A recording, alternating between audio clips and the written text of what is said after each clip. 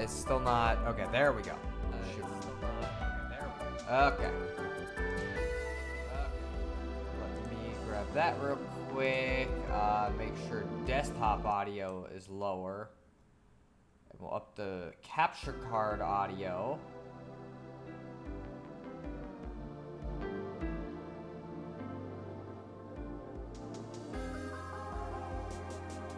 Okay, I think that should be good.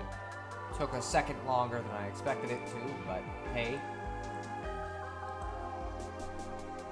Everyone, and then continuing Omori.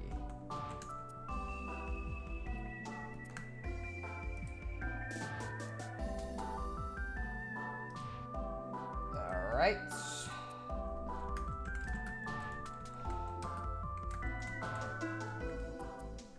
Okay. Post that real quick. What the fuck is it? Is it my screen or is that the site? No, it's my screen. I'm gonna have to wipe it later, I guess. What's going on, Skywolf15 and Jispy? Welcome to the stream. Intended for certain audiences. Yeah, me. Yeah, I don't know why, but this is considered an M-rated game, and so it does weird stuff when you try to stream it. I don't get it, but it is what it is, you know. But yeah, welcome to the stream. As you can tell, we're gonna be playing more Omori.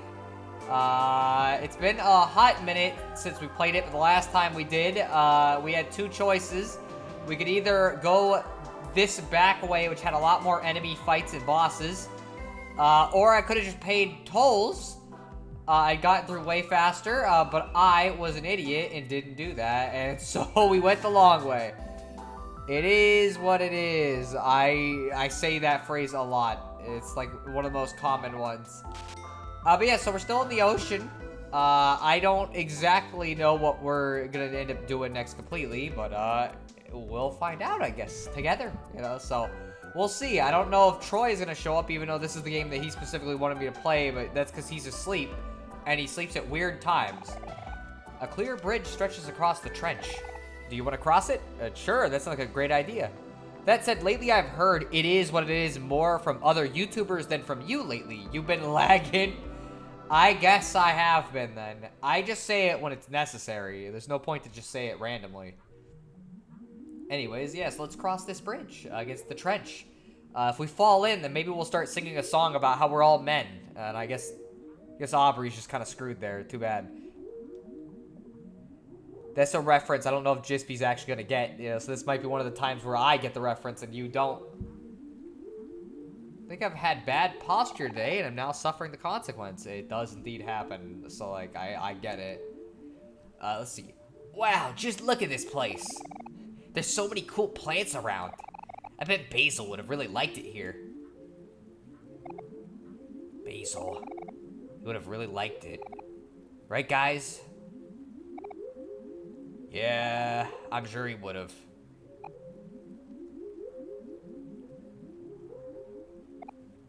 Huh? What is it? Hey, I have a serious question. Do any of you remember what Basil looks like? Why do you ask that, hero? Let's see here. Basil loves taking care of flowers and taking photos with his friends. He's warm, calm, and gentle, and even when he's upset, he'll always manage to smile. The rest is starting to feel a little fuzzy. It's okay. Me too, hero. It's like I still miss him, but it's kind of hard to remember why. But that doesn't change anything, right? Even if our memories aren't as strong as they used to be, we still have to save him. Basil is our friend, and more importantly, he needs our help. You're right, Aubrey. I think we've all been apart from Basil for way too long. But I'm sure we'll find him, as long as we have Omori to keep us on track. All this time, Basil's been waiting for us. He could be lost, lonely, or scared. I bet he could use a big hug right now. Then when we're all together again, we should all give him a big old hug. It's nice to see you two getting along for a change. I could hug both of you right now. Yeah, of course. Huh? Me and Kel get along? What are you talking about, hero? Stop being weird. Relax, you two. I'm just playing around. Hold on, Basil. We're almost there. We'll all be together soon. It's kind of an ominous statement there, but okay. See, really? When I think about getting stopped on a bridge, I imagine a guy asking us what our name is, our quest, and the velocity of a laden swallow. Let's see. When I think about getting stopped on a bridge, name, our quest, and the velocity of a laden swallow. That sounds like an Earthbound thing, but if it is, I don't remember that being a thing. Let's see. That's just... These are just a bunch of nothing. They're just not anything. So I guess we're gonna go down deeper. It's not an Earthbound thing. What is it a reference to then? African or European? Like, what do you mean? Are you asking me what race I am or where I live? Because I'm not in either Europe or Africa. I can tell you that much. Otherwise, I'd have like a really fucking strange accent.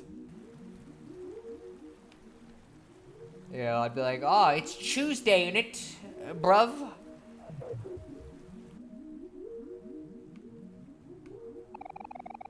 It is selfish to dream for so long when there are those who are expecting you. Okay. It's a Monty Python reference. I never really watched Monty Python. I'm gonna be honest, the humor just doesn't do anything for me. Like, I understand that for some people it's just like their thing, but I don't know. For me, it's just whatever. Okay. The universe is full of questions that you will never have an answer to. Yet, there are also ones that only you can answer. When the truth is revealed, what will you do? I don't know. It's a very, very sensual, weird area. What is the airspeed velocity of an unladen swallow? Well, I wouldn't have known that. Specifically, it's Monty Python movie, Quest for the Holy Grail. Well, again, the humor was never for me. It's just like, I've watched some of the movies and they just don't, I don't laugh at any of the jokes at all. Like, they're not funny. They're just not anything to me. We can go in the water, so let's go get that watermelon. You got a life gem. That is useful. Might as well pick it up. Also, this is a maze, so that's, great. I might have found the way to this next area, but we'll find out. Interesting. So you're gonna do angles on me, huh? In an RPG Maker game? I always found this such a weird thing to do. It's like, imagine if an Earthbound the game controlled like this. The level design would be really weird. So I've never understood why RPG Maker games have such a propensity to making, like, diagonal shit. Omori hasn't done it much, by the way. I'm just saying it's something I noticed. Let me go see what the other way had. And the joke is that the person, the quest asking means an African swallow or a European one, and the bridge keeper admits he doesn't know and thus gets thrown from the bridge. Ah, I see. Oh, okay. Hey, come on. Frickin' jerk. Disappearing on me. Yo, dude, what's going on? Phillips, with the 4 in the middle of the name and 2 P's in the lips for some reason. What's going on? Welcome to the stream. We're in the ocean, in caves. And I have no idea what specifically is going to lie at the end of this. Apparently a really weird song and ominous imagery is one thing that lays at the end of it. What is this, fucking Sly Cooper's 3rd chapter? Like, what the fuck is this supposed to imply?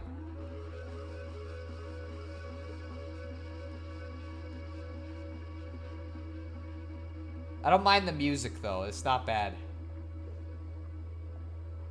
Oh, going fine. Well, that's good to hear. Well, we're just chilling on a nice Saturday, because it's my weekend, kinda. So I just want to chill and relax and have some fun. Plus, I got to get through Omori, because I started it a while ago, and I've been taking too long getting distracted with other stuff. So I'd like to actually finish this game. That'd be nice. I don't know what these little black things are. So I don't think we have any choice but to go into whatever this is. Oh, this part of the game. That's an ominous thing. The fact that you immediately know that this is something specific kind of worries me. Alright, so let's continue. It's kind of shocking this has been 20 hours. Okay. Hello. Well, hello there, friends. The name's Humphrey. What brings you here to my humble little cave? Oh, hello, Humphrey. We're just looking for someone. Sorry if we're bothering you. Oh, no, not at all, children. I love visitors. In fact, you were the second group to visit me today. The first was just a girl, a very loud girl with a big red bow. Oh, we all know who that is. Doesn't that sound like someone we know? Huh? Is Sweetheart here? Where is she? Where is she? Where is she? It's on the tip of my tongue. I don't know what that's a joke. It is. I don't know. She is inside me. You see, I don't really want to do this. She's inside you? Why, yes. She is visiting my guests, for I am also home to a family of sea witches. We spend our time together chatting and chuckling. It is so fun to hear about their daily antics. Sometimes they're even so kind as to bring me my meals. It's much easier for them, you see, for they are closer to my belly than I. In fact, I'm sure they'd love even more visitors. Here, let me lower the bridge for you. I don't really want to do this. My apologies. The first guest seems to be causing some indigestion. I don't really like this. I don't really want to do this. There's nowhere else for me to go. I gotta go inside of this. This just doesn't seem right. If we go by Leet Speak, 4A, so his name would be pronounced Phelps. I don't think it's supposed to be like that. It's not that ominous compared to the other stuff. Well, we'll find out. I'm just... Again, when somebody says something like that, it immediately makes me question stuff. So I guess we're doing Humphrey's inside story now. Whoa, Humphrey's belly is huge. Or I guess you could say Lord Humphrey, the dungeon. It sure looks easy to get lost in here. I bet if I yell, I'd make an echo. Echo, echo, echo. Ah! Where'd you come from? Welcome to my lair. Are you surprised to see me? I am always here. I am inside me and all around you. I'm everywhere. This is kind of gross. Or I'm just here. Wow, that's so cool, Humphrey. I wish I could do that. It's kind of gross if you ask me. I'm with you, Aubrey. This is kind of nasty. Wow, how rude. There are many ways to go. Where should we even start? Left, right, up, around. Does it matter? It's all forward, isn't it? Just pick one, it's easy. So it's a non-linear dungeon from what I can tell. Phillips works fine. I think I like Phillips better. So I always go in order of like left, middle, right if I'm gonna do something like or left, right, middle. It depends on how I'm feeling. So let's see. Hello. Waste. Okay. Sure. More waste. Ah, teleporters. Okay. What the fuck kind of whale are you?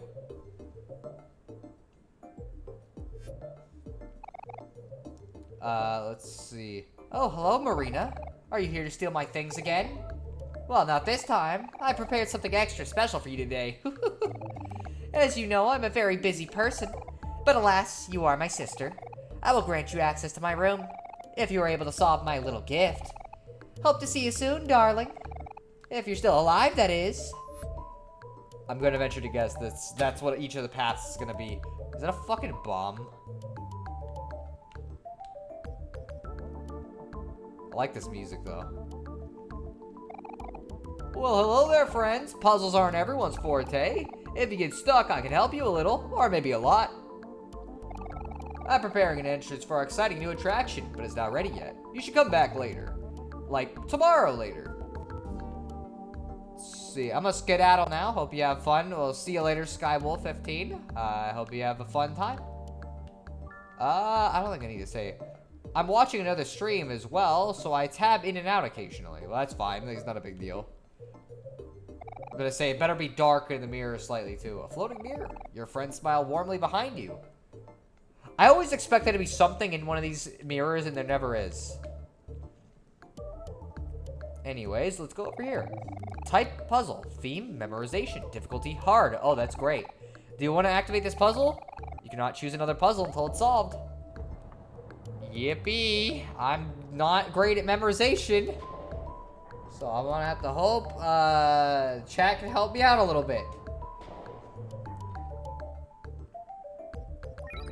Okay, red. It's simple enough. Although there's a way to cheat at this. Wait. What? How does this work exactly? Like, I thought I was done.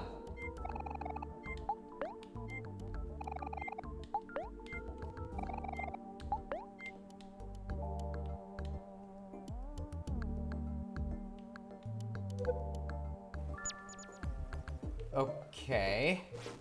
Oh, that's an enemy. Let's see. What will Omori and friends do? I might have actually made the screen to, weirdly sized, I just realized. Because, like, you're missing a tiny chunk of the actual window, but not much. Let's see. Alright, so that should hopefully be a little better. I want to see how much damage we do in a regular run, and then we'll go from there. Okay, let them do that, and then we'll have Aubrey look at Omori and do a little extra damage here.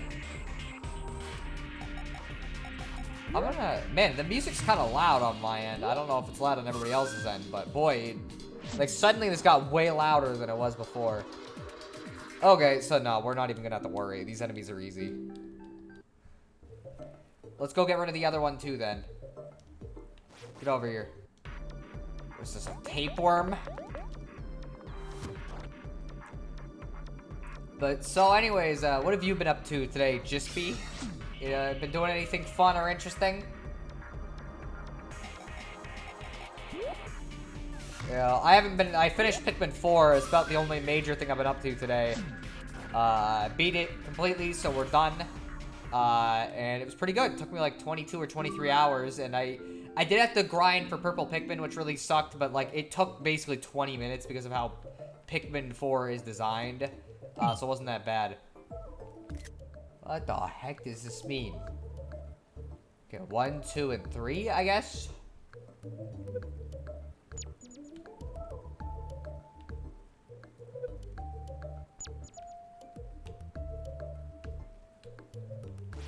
Here, let's get rid of a couple of these for that EXP. Might as well, because it's not that hard to fight these. Oh, it's a sad one.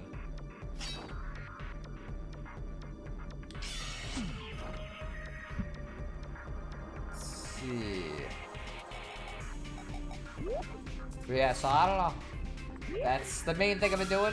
And Pikmin 4 turned out pretty great, I'd say. I don't know if I like it better than Pikmin 3. It's one of those questions where it's like, it's not really a design thing as much as like, they both go for very different things, I guess. Like, Pikmin 3 is more about replayability. It's a game that's designed more to be like, hey, let's replay it over and over and get better and better at it. Whereas Pikmin 4, I don't think that's really like feasible considering the game is 23 hours and it took me like 40 something days in game to get everything done. And a lot of that's because literally like the actual game requires you to do night expeditions that take up an entire day, which like, it's fine. It's not a big deal, but it's a little strange because it's like, okay, well, you have to do 16 of those if you want to technically complete the game 100%. So it's like, well, it's like Pikmin 2 where I'm not going to really try to route that game. But for what it's trying to be, I thought it was really fun. Like, it's just really interesting, and it feels like a big adventure, which is really cool. You know, I don't really have many complaints with it either. It's just overall really good. Alright. Oh, let's not go that way. That's gonna reset this. Let's get rid of the worm again, so we get all of our extra EXP. I'm actually not sure if Jispy is still here. He might have left. He might be doing something important. So I'll ask the question again later.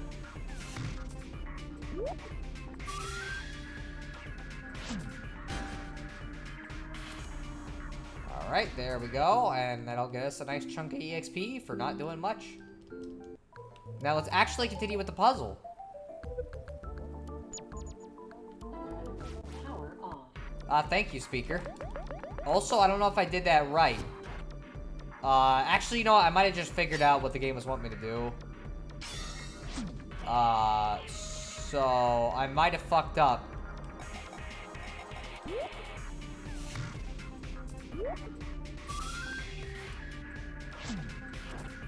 Alright, make sure you get rid of them. Done. There we go, level 31. I don't know if we're over leveled or not, but it definitely feels like we are. Okay, so go through that one. What? Let's see, what is this? Oh, finally, a room without a waterfall. That bright white light is perfect for my summer tan. I don't think you're gonna get much of any tan. I think I fucked up the puzzle. So let's do it again. Let me make sure it didn't change. Okay, so 1, 2, and 3. So I think what the game actually wanted me to do. So it's like that. 3. And 1.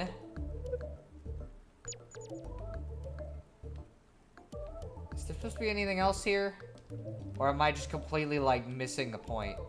Back. Last thing I saw was the Shadow Kid on the swing, and I got back in time to see this game tested positive for worms. So what did I miss? We went inside of a whale. We're in a whale right now, and there's 3 sea witches, I guess, and it seems like they gave us puzzles, but I'm a little confused as to what exactly it was trying to convey to me. Because I thought I did it right. Let me see if I can restart the puzzle, maybe. Nope. Out of order. I'm a little confused. Like, okay, so to explain what happened, down here, this thing flashed red. And so what I did is I was like, okay, I cut the red wire. And then after that, I went inside it, and it seemed like what the puzzle was telling me to do was, like, depending on the number of worms, you go to either 1, 2, or 3, depending on the number of worms. Like, there's 2, and you would go north, for example. And then for this one, you'd go to 3. And then, like, this one, you go to 1, because obviously there's 1 worm. But when I go to this room, there's nothing in here. So, like, I don't think I did it right. Finally, a room without a waterfall. This probably is perfect for my tan. And there doesn't seem to be anything in particular, like, that came of it. So I must be doing something wrong. I know they give you hints, but I feel kind of like I want to solve it. But, like, I just straight up don't understand what the puzzle's getting at. This guy will give me a hint. But, like, I don't know if that's exactly fair. I guess you were supposed to do something else first. Maybe. Gee, you popped just as it was in the middle of fixing this tube. I wonder if cutting one of the wrong ropes would just break it. Let's see. Nope.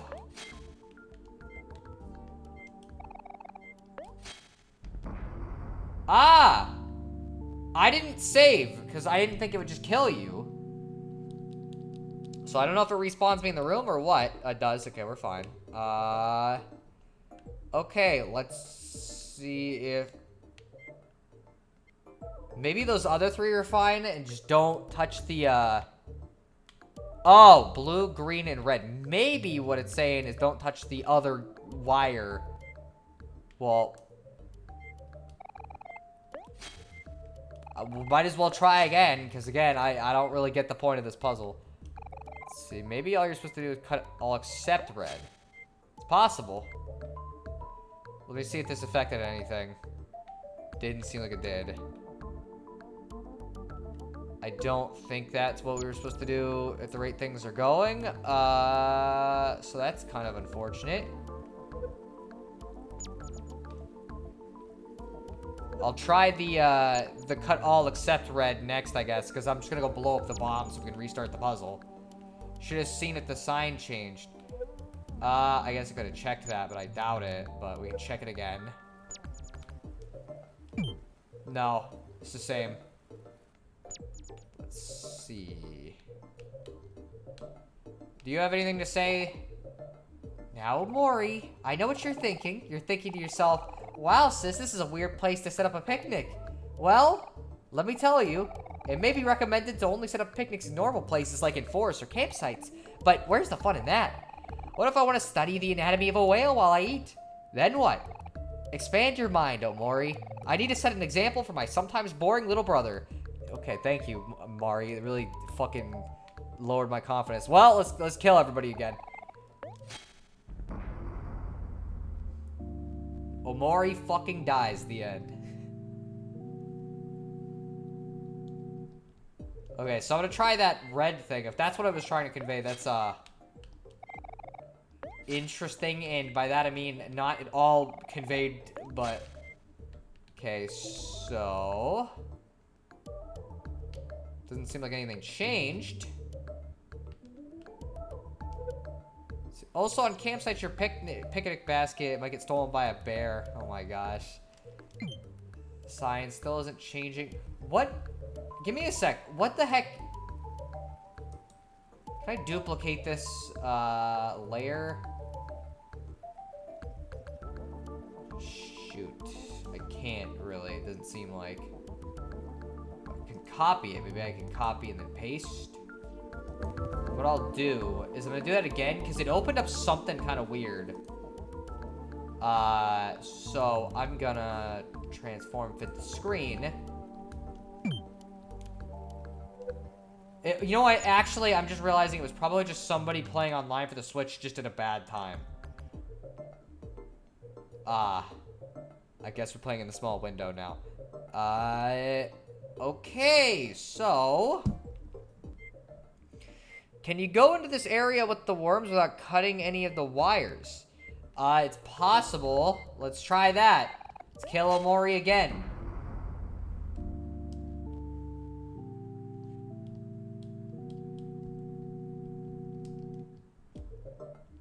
Alright, so let's not cut any wires. Let's see if that does anything. Same thing, so we gotta go through, I'm assuming this one. Okay. That's... Oh, well, okay, so I didn't realize that you'd... So let me try this one as well. If you choose the wrong one, it just teleports you back. Okay. So, literally, you don't have a choice but to get this one right. But it doesn't mean anything if we get here and nothing happens.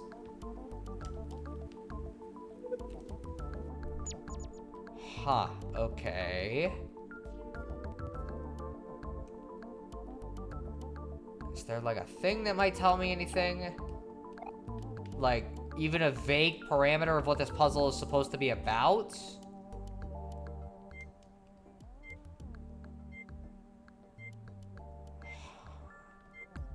Is there like anything that would indicate which wires might need to be cut?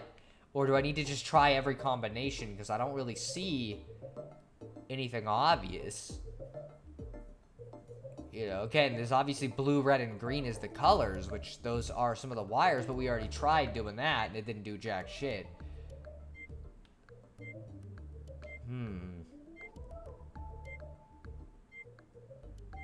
What if you cut just white? Well, I think that's yellow, but we could try that.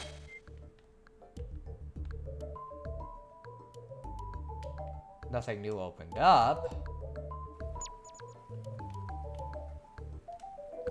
It's still not gonna let me go? Nope. Okay, so there's no change to that. I don't think it's gonna affect anything if I mess it up anyways, because that'd be kind of weird, but... Nope, still nothing new in this room.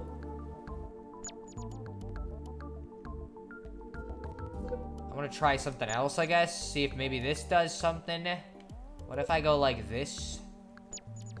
And then do this? So is this just gonna bring me back? It does just bring me back. Talk to Humphrey again. If you mean like the little small one, I guess we could do that, but I don't think it's gonna amount to much because he's had the same dialogue every time.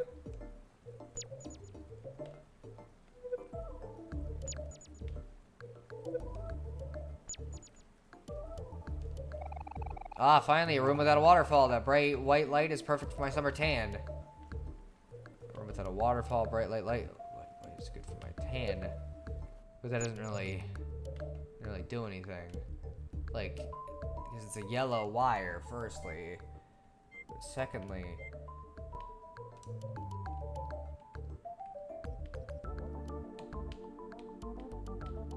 Huh. I just gonna be honest, I'm like completely lost. Yeah, at this point I just go look up a guide. There's a guy who will give us a hint, I guess, but... Well, hello there, friends. Would you like This is speaking as a mist player. Delicious! Here's your hint. I'd only say it once. A wise Humphrey once said, count your enemies to reveal the path. Then on your journey, observe the falling water. Huh?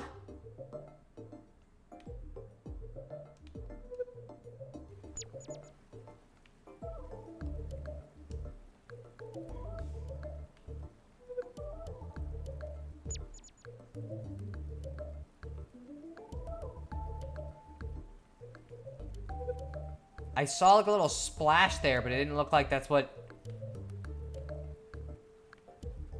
There's splash on like all of them though, seemingly. It's just harder to tell with these other ones. 3. This one's red. Here, give me a second. Let me try it again. It's telling you have to cut the wires in a certain order. That might be what it's doing, I guess. So blue, green, and then red. Blue, green, red, and not yellow at all. Or no, yellow at the end.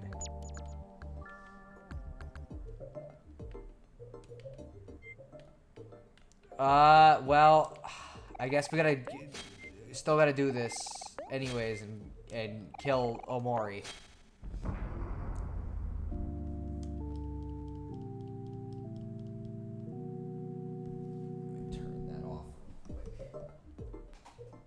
Okay, so let's try this again. Blue, green, red, and then yellow. Honestly, the more optimal solution seems like I literally should have just guessed, because eventually I would have gotten that if I just kept doing the same thing over and over until I guessed it. So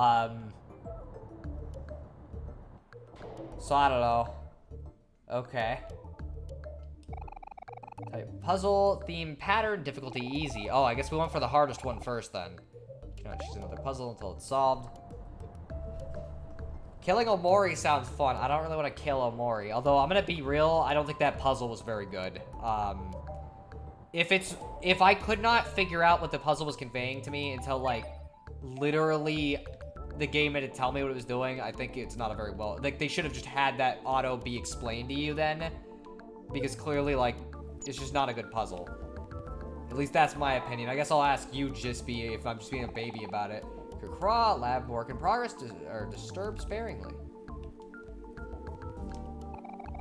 I understand so little about this world that we study it. Yet our research just fills up with even more questions. It's an endless and fruitless cycle. These results are quite unexpected. With this knowledge, I just may be able to find the cure for mortality. Oh my, surely these numbers aren't correct. Oh wait, it seems that I have miscalculated. I guess they're not. According to our tastes, it would seem that sprout moles grow from tofu. Who knew? Let's see. Yes. Have you tried turning it on and off again? This is Humphrey to Humphrey. Did you read me?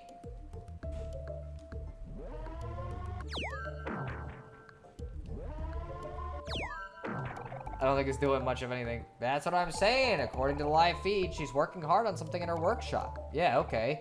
I'll keep an eye on it. It's tough to get any actual work done around here since Molly is always messing with our research. I just wish I was assigned to Medusa's quadrant. That's where they assign all the work hard, play hard types. I hear they even have a water slide. How many are at each desk? There's 2, 4, none, 2. Here, wait, there's a ladder.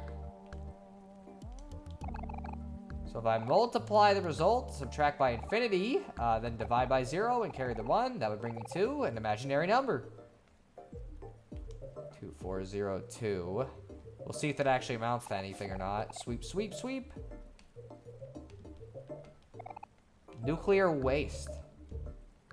You're not gonna talk to me? Okay.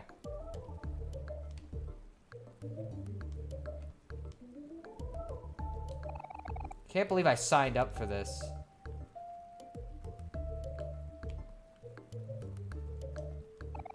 I'm all ready to go. We're testing. I can't wait to show off the results of our research. I should have gone through my notes one last time. Prepare to be amazed. We're testing. Okay, I think it's just the same stuff. Okay.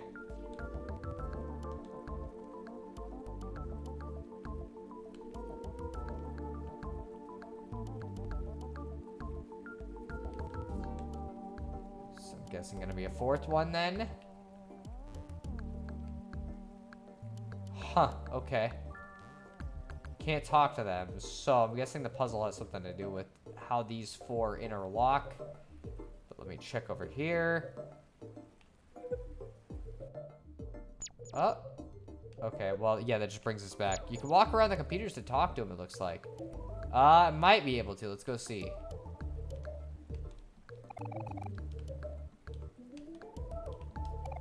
Greetings, visitors. Would you like to see something cool? This machine here can perform remote teleportation. With the power of modern technology, I can send this sprout mole to the other side of the grid. Take a look. What? An error? Someone must have messed with the program. It was probably Molly again. She always pulls stunts like this.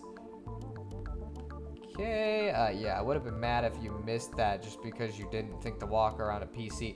Well, to me, this just looked like a desk. Like, it looked like there was a wall here, so I just didn't think I could talk to him. So that'll bring us over here. Do any of these others work at all? Can't believe I signed up for this. So that'll bring me back. I can walk around. Also, I already see the puzzle. I have not seen it yet. I'm going to see if I can figure it out. Let's see, because we've got a blank one here. The next one is just white squares, and then the last one is the invisible guys. So maybe what I need to do...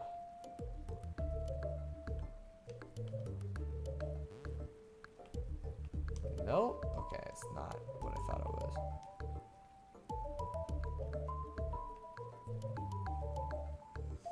Nine tiles in the main room. These rooms are all conveniently numbered.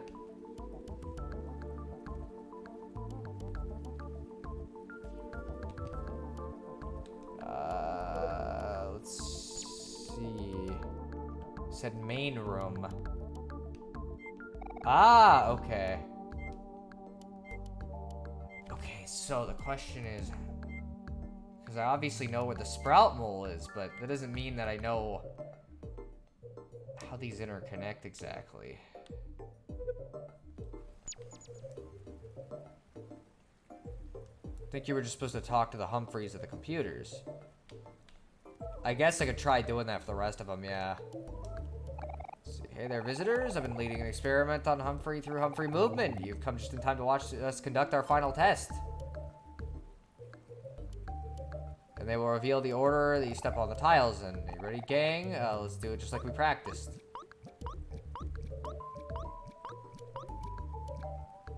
No, I think it's whichever spaces are cut out. They're either ones that, like, for example, this one is missing the bottom one, and then the sprout mole got teleported over to whatever, the middle left, for example. And I think that might be either the ones we need to not do, or the ones that we gotta do. So middle left, whatever. I'll check them all on the way back. Oof. Ugh. Eh? Huh? What are you looking at me like that for? Can't you see that I'm busy? Actually, I just got an idea. On second thought, though, can one of you kids try running through these middle plates for me? I just want to test something. Hey, don't discuss it among yourselves and vote. Or why don't you discuss it among yourselves and vote? Who should help Humphrey with this experiment? We'll have Kel do it. What? What do I gotta do it? Fine, but I don't have a good feeling about this. Exactly. The order is middle, left, bottom, middle. Yeah. Oh! This is kind of fucked up. That one's safe.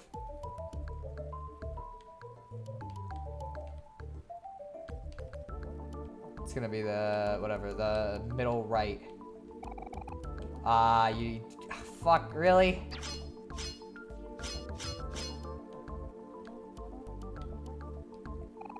Aha, I knew one of these spikes was broken. If I had a cup of coffee right now, I would sip it. Thanks for your voluntarily risking your life. Well, I guess now I gotta go fix it. So yeah. Is this gonna be top, middle, is the question. Hello visitors. After months upon months of hard work and toil, I've successfully created the first ever Humphrey hologram machine. Don't they just look like the real thing? I couldn't be more proud. Okay, so I think with this one, the gimmick is gonna be that one of them is just real. It's that one. I was right, okay. Oh, great, low battery, thank you. Already we're doing this. Cause yeah, it'll be whatever. Just kind of in that pattern. What the fuck? Yeah, I know. I don't understand why it keeps happening. Let's see. This is a better puzzle because it seems like it was actually thought through this time.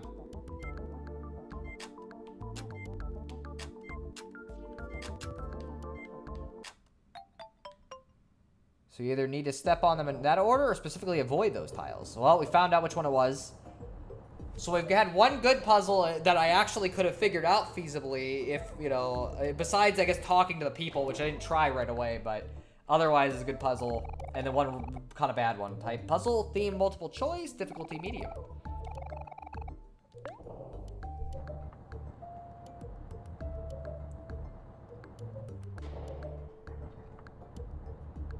Alright, let's see. I'm guessing the answers to the questions probably going to be in green. Because that seems to be the theme now. So we'll go do that. Alright. Let's go kill this guy real quick. Green is the theme for the team. I guess so. Whoa! What the frick? Whoa! Why are they all at 1 HP? Oh my gosh.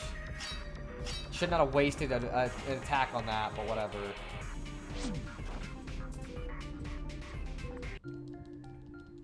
Did the bomb actually just do this? Because that's kind of bad. Alright. Some questionable gelatin.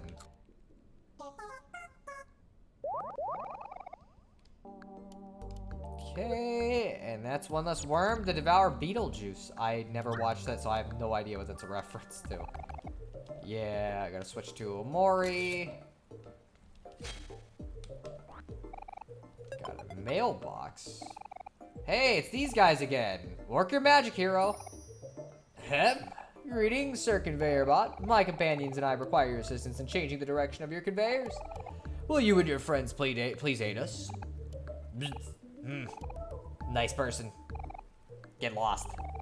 Huh? That's strange. That worked so well before. Don't be so down, hero. He's probably just got the gears all messed up or something. Could you say that louder? Or any louder? Now he's gonna get even more mad at us. Hey, Scrap Heap, you'll turn those belts around for us, won't ya? Rude person. Just like Molly. I guess that was the strat. I can't believe that worked. Well, what do you know? Looks like I'm pretty good at this charm thing, too. Let's fight this guy. I agree with Aubrey's facial expression right there. I don't know, some people just like to get insulted. There's so many fans of tsunderes, so, like, clearly, you know, there's some fans of that kind of thing.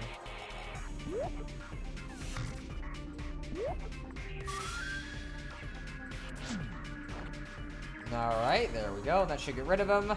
Oh, no, it won't because he's sad, so he's going to hit somebody first. Crunches loudly. Should get rid of him here in a second or two.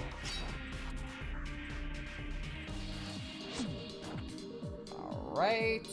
Hopefully. Yep, alright. Sweet. Less EXP from the sad ones, though, so. Oh, that was an enemy, I guess. Frick. I didn't realize they're gonna have freaking mimics in this game. Water mimic. Let's try that.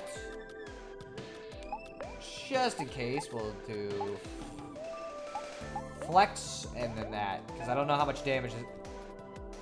Everybody's sad, I guess.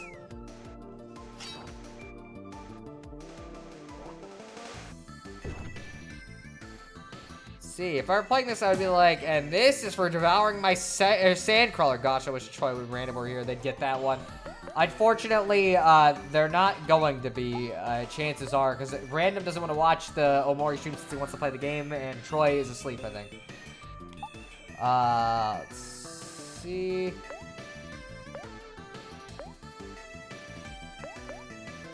Okay, and then we'll do run and gun, and then we'll do that. Oh, okay, we're gonna do a bunch of extra fucking damage to him then. That was a bad choice on you. Like, wow, you made the worst choice you possibly could have. Gee whiz. Alright, more 31s. By the way, no, I didn't get your reference with the bridge earlier. I might have, but I was distracted IRL. It's the SpongeBob SquarePants movie. I might want to change the conveyor before I go. Let's... I don't... Well, there's a... Worst comes to worst, there's a cat conveyor... Well, of course, it's... not going to matter either way. Homework. Alright, I'm gonna switch it back before we go this way. Oh, interesting. Okay, I'm starting to see what it's wanting me to do here. I gotta figure out how to get... Oh, it's us. Hey, look, the camera's taking live footage of us. Say cheese. Aw, we look so cute. Heh. Almost makes you wish we had a camera. Eh, don't worry. We have loads of pictures of us, don't we? We have pictures of us? Where? But only when you least expect it. What are you talking about, Kel? There's something special about everyone living their own lives. You're being kind of weird. Huh? Nah, never mind. It's probably nothing. Let's keep moving forward. We gotta figure out the solution to these puzzles. That bomb could blow us up any second. Something tells me it won't, but, oh, whoops, I didn't mean to go back in. Cal, you didn't take pictures of Aubrey in the bath, did you? I don't think he would have done that. He doesn't seem like the type. Okay, there's no reason to go up that way, then. I just wanted to see if there was a particular reason for it. But yeah, well, I guess, I don't know. Would they be interested in that around this time? Like, they're kind of young. So, like, I don't know if they'd really be that into that kind of stuff. SpongeBob. I've seen a few episodes, but couldn't get into it. My niece used to be a huge fan, though, and that's why I saw it. I don't know how you couldn't get into SpongeBob. It's, like, one of the best cartoons ever made. Like, straight up everybody likes SpongeBob. Okay, so this should switch this guy. Okay. Okay, so they don't switch every single one in the area to do that. That's the same thing. Because what I thought it was going to be... Well, maybe it does, because those are the darkest. So that'll probably switch those two, I guess. Huh, okay.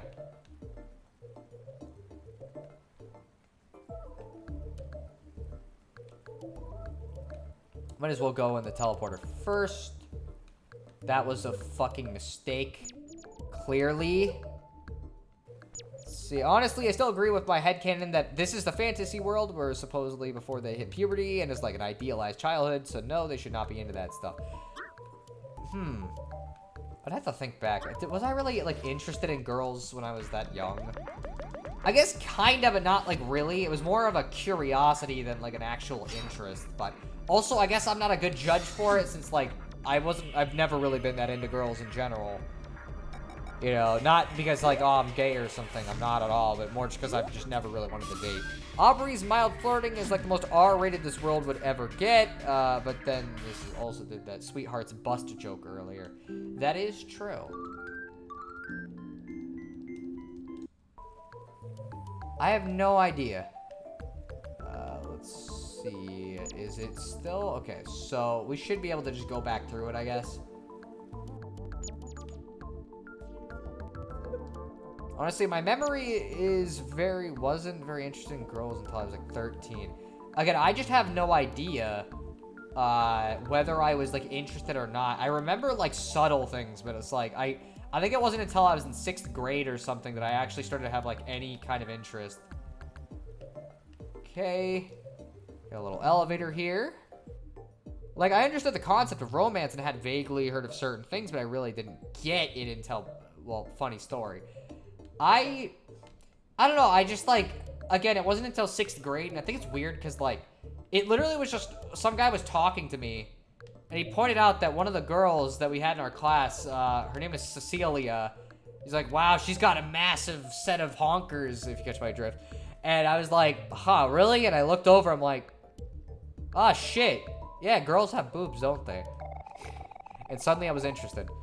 It's a good thing I checked before writing this M, or else I would have almost written another B. That would have been pretty bad, huh? Supposed to be for one of Molly's crazy puzzles again. That girl loves to play games too much. If she would just focus, she could probably do so much good for the world. Pretty sure I'm supposed to switch places with the one on your right. And when I say you're right, I mean you as in the person standing in front of me, not some hypothetical observer watching us from behind. Okay, so it should be B at first. Molly told us to write letters on our back and stand in this order. At least I think it was this order. Okay, so you're supposed to be here for one of Molly's.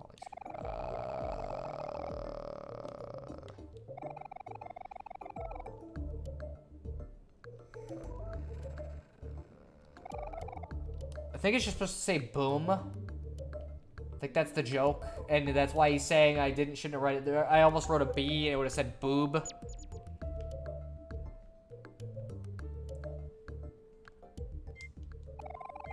then put the password. Sure. What is the password? It's boom. They don't even have the other option. That was the easiest puzzle of the 3. Why the fuck did you say that was the medium? Okay, so I got into anime and we had a... Okay, yeah, so I got into anime and we had a thing where we liked to go to the rentals on the weekends, but sometimes my mom would be stupid and rent movies for us to be ready when we got out. Okay. Gotta wait and see. Out of order. G. I think we finished all of them. Maybe I gotta talk to it again. Status solved. And you know, moms can be kind of clueless, and at that point my mom knew we liked anime, so she rented an anime called Magical Twilight, which she thought sounded like a cute movie about witches. I'm growing kind of worried.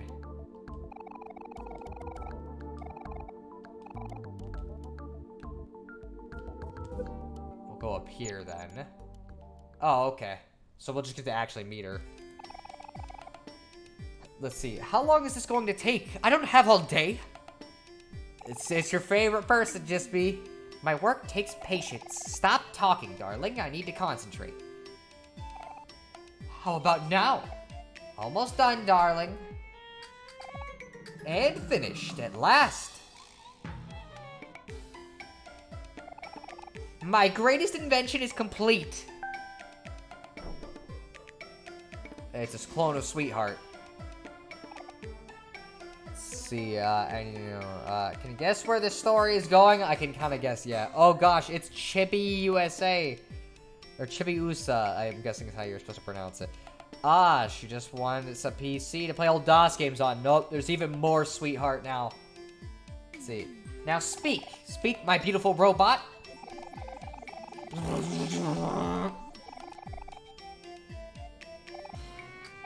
Oh, well, that doesn't sound right. Something must be off with the code.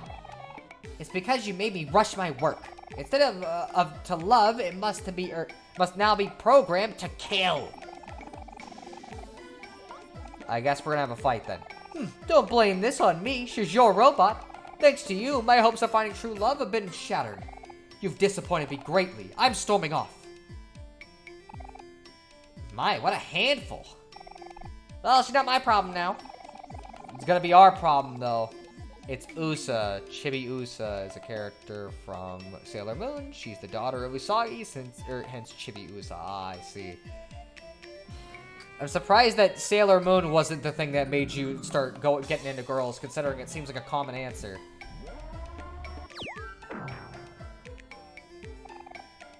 Ah, I almost forgot. That girl, she owes me my payment. I must catch her before she leaves. Okay, well, I can't actually get to meet them. Oh, we can go inside a fucking a chute. Oh, that's, yeah, okay, that makes sense. Back to the center room then, and so now we'll take our path to the right. Thing is, I don't think I ever saw Sailor Moon until afterwards. Oh, okay. Well, either way, it just would not have been shocking if that was the actual reason why. Shit. I may have to let this charge, and we may have to just dick around for like 20 or 30 minutes and do something, so I'm gonna have to figure out what the fuck we should do. What the frick is this? Snot bubble. Fucking gross. Let's see. Ranma 1/2 may have been my first actual awakening moment, or it was Yoko. Really, for a while, it was shocking to see nudity in anime at all. I think the only nudity I'd ever seen in any TV show when I was a kid was, there was a show that was on, it was like a weird, almost Survivor-esque thing, but it was a cartoon. It was called Total Drama, specifically Island was the first one. And in that, they showed, like, this scene where one of the girls, it was like the bad one, the evil one of the group, fucking has her shirt get torn off, and they showed, censored, obviously, but her chest, and I like, that kind of shit, like, fucking shocked me when I was a kid. It's like, I can't believe they can fucking show that. Aw, this is a fucking burning tree from Earthbound, essentially. Because it blows up on you.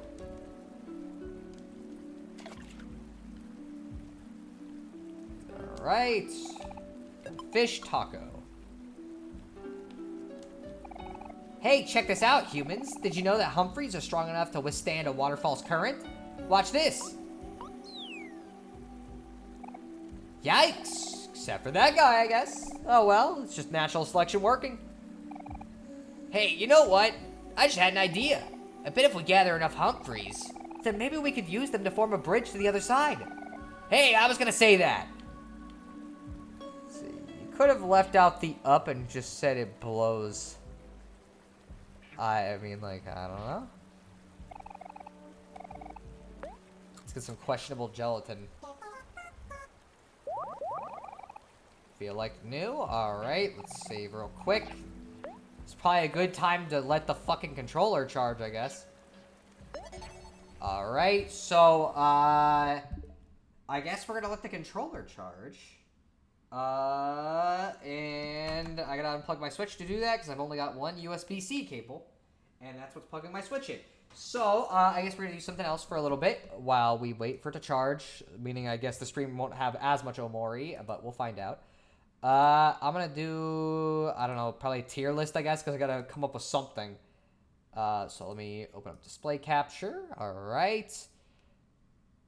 But, yeah, it looks like it's just me and you anyways, just be so. I'll have to find one that, like, is relevant to both of us. As in a series we both played. Or a thing we both know. So, let's see. I'm trying to think of, like, an actual freaking thing. Because the problem is our tastes in games are so different. It's like, man. Oh, yeah, I gotta put some music on, too. So I guess we'll do that. Can you guess what game I want to pick a song from? Let's see. Let's go with Diamonds in the Sky. I always spelled diamonds wrong the first time. Because we don't listen to that one as often. And then I get to turn on desktop audio so you can actually hear it.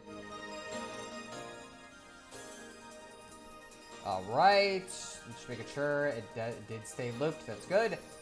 Alright, you got any ideas for tier lists or something that both of us would actually know and not just something that I'm not gonna have any idea of? I do FNAF characters, that's an option. Danganronpa characters, I could do that as well. I think you've played Danganronpa. Video game franchises. I can't really do that very easily because there's a bunch I haven't played. I'm not doing sports. Those are lame. Fucking Genshin Impact. I don't really care for Pokemon enough to really give a shit. Although if they announce a mystery dungeon game, I'll be down. Or another Legends game, because it was good. Maybe FNAF, I guess? Alright, sounds good to me. Let's do a FNAF tier list. Sorry we're derailing our fucking stream. So I will say some of these I'm not going to be able to fucking actually put on the thing, because it's like I haven't fucking, what am I going to say with the frog character, I guess? Unless you really want me to rank them design-wise, because I think that's what I have to do since there's no other choices, since I don't know their personalities. So Mangle, divisive opinion. I don't like Mangle, I'm sorry. I like Foxy, but I hate the color scheme for pretty much all of this, like the white and purple look, which you're gonna see is unfortunately going to lower other ones too. And I don't like, maybe I can put them in C. Maybe D is too harsh. Because I do like how they are in FNAF 2, where they're fucking weird as shit and they're like crawling on the walls. Like, that's really funny. But like, they're a little ugly looking. I'm just gonna be honest. But yeah, SpongeBob to my niece is what my niece was into, but it just drove me up the wall. That is so shocking. Balloon Boy. Huh. That's an interesting question. You know what? I'm gonna put this, like, when it comes to, like, uncanniness, this one's pretty high up there. Like, he's not my favorite, but when it comes to FNAF animatronics, I always kind of judge them based on either how interesting the design is, how interesting the character concept is, or how fucking terrified it would be if I saw them moving around. And for some reason, this shit is, like, the most uncanny valley of the toy animatronic era, where it's just, like, something about it just looks fucking wrong to me. Like, I just hate it. Let's see. There's a lot of what I dislike. Wait, okay. To be fair, when I was a kid, there was a cartoon called Tiny Toon Adventures, which I revisited recently, and I realized it was equally cringe. I don't think SpongeBob's cringe. I think you just got questionable opinions. I'm not gonna fucking do this one, because this one barely even appears from my awareness. What the fuck? Is that your only version of Withered Freddy? You just got the FNAF 2 icon? Let's see. Also, I'm glad I didn't set my Foxy plushes up. It's too bad. You'll see other ones get better rankings. It just depends on the game. Mango would be after you. Too bad, I guess. It's a long run. Withered Freddy, pretty high up there. I fucking like Withered Freddy's design. He's not my favorite of the Withered designs, but he's pretty fucking good. I just have a thing for how they look. The other ones, some of them at least, have some really fucking crazy designs, and I like that too. But there's just something kind of simple and satisfying about Withered Freddy that I think just goes pretty hard. Which, speaking of which, Withered Bonnie is S tier, because, like, what the fuck, dude? This is scary as shit. Like, I would be terrified to see this. Same goes for this one.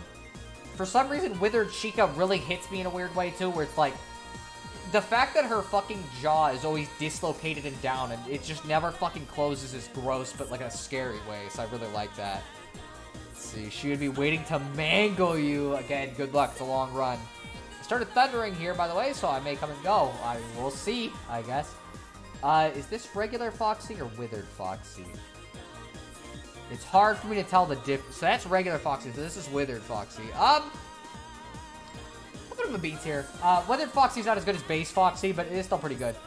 It's one of the only times where I think the Withered version is a little bit of a downgrade, just because it's not as freaky, but it's not bad. Before I rank this next one, I want to see if there's any differentiation between this one and, okay, no, so it's just this one. Spoilers for the rest of the tier list. This is my favorite animatronic. Golden Freddy, there's something fundamental about, like, his appearance, especially in the first game, that was just so fucking cool to me. The fact that it doesn't move around in the traditional sense, it's just this fucking suit that's just haunted so much that it can move wherever it wants. And the idea that, like, the entire time you're playing FNAF 1, this thing is fucking watching you from potentially anywhere. Like, the thing is just aware of what you're doing and could move at any time is fucking terrifying. And, like, there's just something about the Golden Freddy design in general I just really like. Yeah. But yeah, the thing I find is comedy cartoons have this problem of coming off as more try-hard than funny. I prefer more dramatic, but with humor as some component, rather than out-and-out trying to be funny. I can like both. It just depends on what the show's going for. But that's just me. Also, it's a puppet. It's a marionette. This is boring. It's a boring design. Also, its mechanic in FNAF 2, while I understand the purpose of it, is really fucking annoying. And, I don't know. I just don't like the puppet, okay? I don't like the marionette. It's not a good one. But by comparison, Springtrap's fucking great, especially his original design. I think it's just, like, the idea of this being William Afton fucking essentially put into the same fate as he caused everybody else and having to suffer with it for the rest of his fucking life. And having to cling to it for his immortality that he wanted so bad, only for it to fail. And him ending up in the same exact position that he was fucking dreading and dying. It's just so fucking metal. And it's like, dude, I'm kind of shocked that for a little while people didn't like Springtrap. Like, when FNAF 3 first came out, they were like, he's lame, he's not scary. And it's like, I don't know if he's scary in the traditional sense, but it's more like, yeah, no, this is just fucked up. Like, legit, I would not want to deal with this. FNAF 1, Freddy, do I like this better than Withered? I think they're both pretty close, but I think I prefer the original a little bit just because it's classic. Like, it's fucking, this is literally the main guy. I know nowadays, I guess the bunnies have taken over the story, I guess, but this was the guy. I feel like you gotta rank him pretty high in general, but I also just like him. I used to think Springtrap was more cute than scary. Cute. The dead body inside of a rotting husk. And the dead body being a murderer. That was cute? I'm not sure about that. Do I need to rank the Phantoms? I don't really... Like, I feel like the Phantoms don't really count. Because they're not really, like, anything. You know what I mean? Like, their appearance in the game is basically just, hey, wow. They occasionally, like, jump scare you in FNAF 3, and that's about it. Like, most of them are just kind of fucking annoying, really, whenever they show up. Some of them more than others, and that's about it. Keep in mind, I'm talking about before his identity was revealed. I see. Is there an... Okay, so, we have Nightmare Fredbear, we have Nightmare Freddy. I'm trying to see if there's one without the Freddles. Nightmare Freddy, pretty high up there. I actually like him better than the other versions of Freddy. Pretty much all the Nightmare animatronics I like. There's one that I like the most, but all of them are fucking scary. And I want to say this, okay? I remember when FNAF 4 came out, everybody's like, oh, they're all super try-hard. They're not scary at all. This shit, if I fucking woke up in the middle of the night and I looked over at my door and saw any of these fuckers staring at me, I'd be terrified. I don't know how the fuck you could say they're not scary. But that being said, I think they vary in their scariness. Bonnie, in general, I don't think is ever really that scary. For example, I don't think, like, it just doesn't do much for me. Chica's a little better, but not as good as Withered Freddy. Withered Foxy's pretty cool. I like how he's kind of goofy in the game. He's not really scary, and I like how he appears in the closet and shit. It's just really funny. Also, I agree about the Phantoms. Yeah, it just doesn't seem worth ranking them to me, because they're just not that major. And then Nightmare Fredbear, straight up fucking terrifying design. Like, I think part of it's because the first time you see him is almost exclusively going to be right before you fucking lose the game, because he changes up the mechanics, and you don't know that going in, and so fucking, like, every time he scares the shit out of everybody. But, like, of all of the Nightmare animatronics, if there was one of them that I absolutely would not want to fucking get anywhere near, it's this one, because what the fuck, bro. Bonnie... I don't like Bonnie. I'm sorry. I think Bonnie's kind of lame. Of all of, like, the general fucking animatronics, they just don't do anything for me. Like, you can even see the other Bonnie. Besides Withered Bonnie, I basically don't like any form of Bonnie that often. They're just kind of too goofy for me for some reason. Oh, I didn't... Yeah, Nightmare. Where do you rank Nightmare? Because I know he looks kind of like Nightmare Freddy, but I think that he's the one case where the designs maybe go a little overboard and aren't that freaky. But he's not bad. I wouldn't like put him in a bad ranking. He's just kind of, I don't know. On those first night Springtrap, it's just a goofy bunny thing. I guess that's true. But still, his actual lore is fucking terrifying. Also, I agree about the... Oh, I read that one. I just skipped one, I guess. Dude, since it's just the two of us, could we maybe just go to a voice chat? Nah, I'm gonna stream it. Because, like, Troy is gonna want to watch the fucking Omori stuff later. So, like, wouldn't it be kind of stupid to not fucking have him be able to watch it? Plush Trap. Like, it's fucking Plush Trap. Who cares? I'm not gonna rank the fucking Halloween update things, because, like, who gives a shit? What? Where did this fucking character originate from? Because I know I've seen them in fucking Ultimate Custom Night. But what the fuck are they from exactly? Are they in Pizzeria Simulator? Like, did I just fucking miss them? Because, like, there's a lot of characters that are from Pizzeria Simulator. Which character? This guy. Right here. I don't fucking remember him at all. How the fuck are you gonna rank Old Man Consequences? I think this was probably taken from Ultimate Custom Night, if I had to guess, because, like, a lot of these are not fucking, like, actual animatronics you interact with in the games for the most part. But this is literally not an animatronic. This is just a fucking... This is just a thing that you see in the game. It's likely either Pizzeria Simulator or FNAF World. Okay, well... I guess I'll put it over that because he's kind of funnier looking, but, like, real talk, lame design. I guess I could rank the rest of these for design, but, like, almost all of them are going to go near the bottom because I don't really care. But this one, funny. It gets into beats here purely because it's fucking obscure as shit to even put this in here to begin with. Considering this is just a reference to the fucking endoskeleton that can show up in FNAF 2 that has no fucking purpose being there at all. I forgot about Ultimate Custom Night. It seems like a lot of people did. Chica, base Chica. They're okay. I don't know. I don't really have, like, strong feelings about Chica. This one, it's not really my favorite design. It might be my least favorite. It depends on, I guess, how some of the later ones look. I don't remember them that great all the time, but I don't know. There's just something about, like, normal Chica that's, like, kind of funny looking, but I think it's just done way better with Withered Chica, so it's like, that's fucking Nightmare Chica. Withered Chica's over here. So that's kind of how it is. Circus Baby. If I was rating on design, she would be, like, near the fucking bottom, but because she actually has, like, shit going on, I actually think she's pretty cool. Again, her design is fucking terrible. Like, what the fuck is this supposed to be?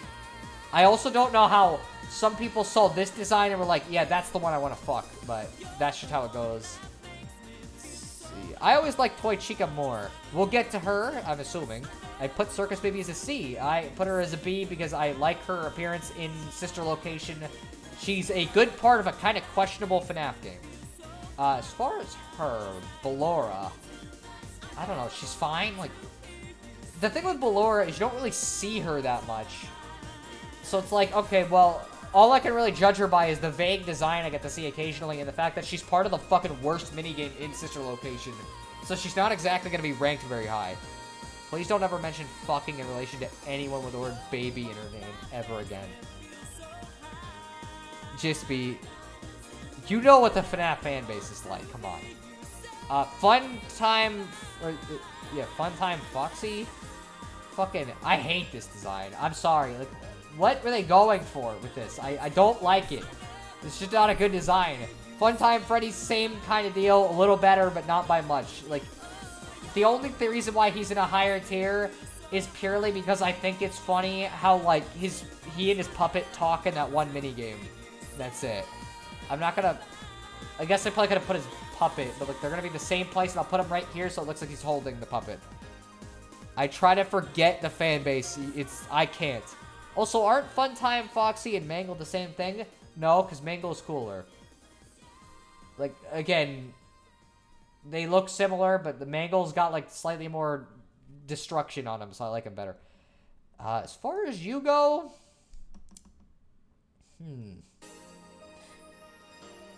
I like them. They're cool. Their design's a little bit goofy, but, like, the concept behind it's cool, and it's metal as shit that, like, what they end up actually doing to the protagonist.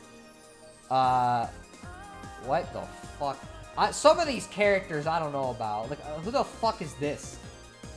Base Foxy. I'll put him here. As far as the FNAF 1 cast goes, for their base forms, easily my favorite one. He's just got the most personality in his design. It's like, I don't know, you just fucking look at him and, like, you just know a lot about him. Also, he kind of vaguely reminds me of Candle Cove for some reason, so that's a cool thing. Yeah, I never liked Ballora or Ennard. Like, I'm not big on the whole looks like a bald robotic human look. I I think Ennard is cool because of the story stuff. Design-wise, it is what it is. But it's the story shit that I'm rating him higher on in that case. Again, a lot of these I think are just fake. Like, I legit don't know. Trash Gang. Let's see. I can't add my own. I was gonna add a tier for them. Okay, if I gotta rank them seriously, you know what? They're just such a funny idea. I don't fucking care. They go into high B tier. Like, what a stupid concept for a thing, but like also it's great, so I don't care. Real talk, never liked this design very much. I don't know. Like, I get the point of it. It's supposed to be goofy, but it never did much for me.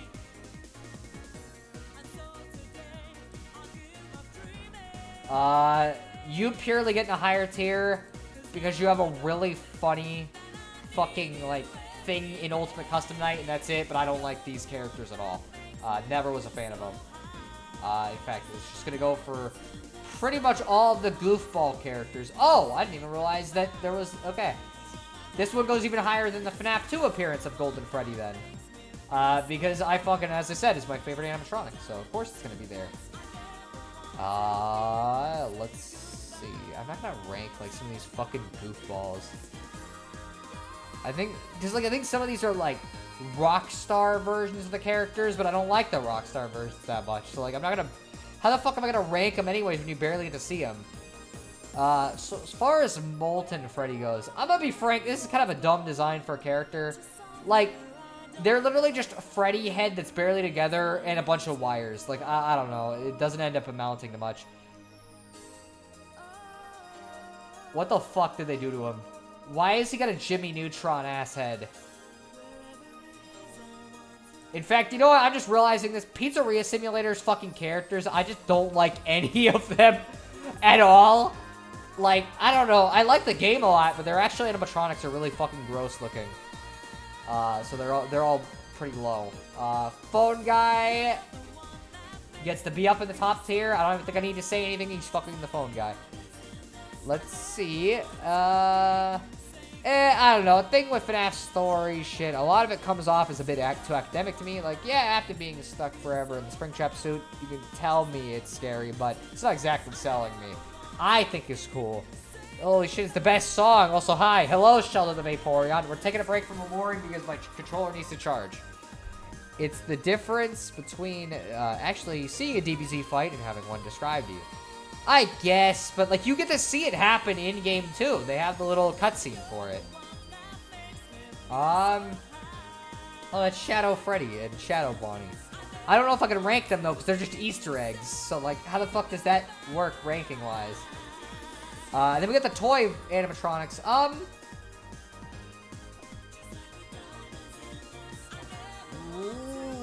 Let's put them there, and then which we'll put them there. I like the toy animatronics all right. Besides Toy Bonnie, obviously, I'm not a big fan of, but like, obviously, of the toy animatronics, they're all a little bit less effective than their base forms or the withered forms. But Toy Chica at least has some personality. I also know people really like her for other reasons, but whatever. People can be how they want, I guess. I don't know how you could look at this character design and be like, oh man, I want me a slice of that. It's like, what the fuck, man? Let's see. I kind of forgive the Moltens for looking bad because, I mean, they're literally supposed to be broken. I guess so, but it's like, I don't know. They just look too goofy. Which, like, I don't even like Circus Baby's base design, but, like, this just looks fucking funny. Like, way too big a forehead. I guess, you know what? I might rank this one a little higher. I think I was being a little harsh to it. But it's not going to go much higher than that because it's like, yeah, I don't know. And, again, Jimmy Neutron head-ass bitch over here is not getting fucking high at all. How do you rank Easter eggs? By how much money they have in them? I guess it's by how cool they are, but I don't know. I like the toy animatronics. They're kawaii. And funny thing, they also seem like they're more believable as mascots for kids. Like the original Chica, I can't see kids thinking that's cute.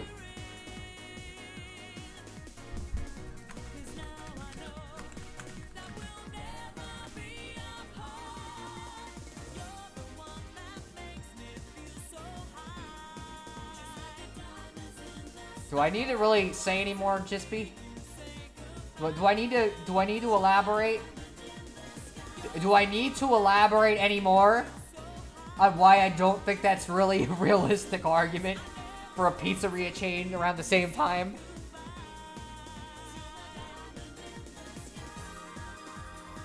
Why are you proving my point to me? Yes, people thought those were scary. Kids loved Chuck E. Cheese, though, is the thing. They liked the animatronics. They were just scary in, like, in retrospect, people found them scary. But, like, early on, kids liked the animatronics. You can find stories from people that are older that genuinely were excited to go to animatronic shows. Like, this shit was popular for a time. It wasn't in my time, but it fucking was for a time. You know, it's like when I was a kid, I'd been fucking terrified of this shit. But again, it was popular. Clearly, there was an audience for it.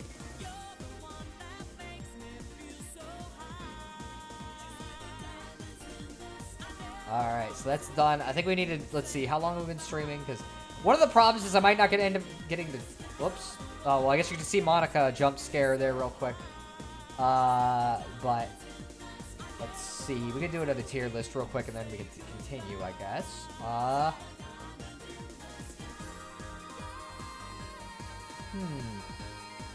I could rank Mario Kart, but I don't think you've played all the Mario Karts. We can do Danganronpa characters, since again, I think you played that. Hi, Monica. She probably said hi back, you know. You've played Danganronpa, right? Because I feel like I remember you saying that. How do you think the Freddy pizza tastes? Probably subpar, but not horrible. Like, kind of the thing you'd expect from a pizza place like that, where it's just like, it's edible. Also, yeah, I've never been big on judging people just because of something they did in the story. Ah, I see. Danganronpa, despair. Okay. Well, I see we got it. By the way, I may not remember every single name on here because it's like, you know, also, I'm only going to rank up to the end of Danganronpa 2, no V3. Maybe Danganronpa 3, the anime, but, like, even then, I don't fucking remember most of these characters. You know, I can rank, like, 1 or 2 of them, maybe. But realistically, it's like, I can only really rank Ultra Despair Girls and then Danganronpa 1 and 2. Because I'm gonna be real, I never finished Danganronpa 3. I want to, but, like, people scared me off of playing the rest of it.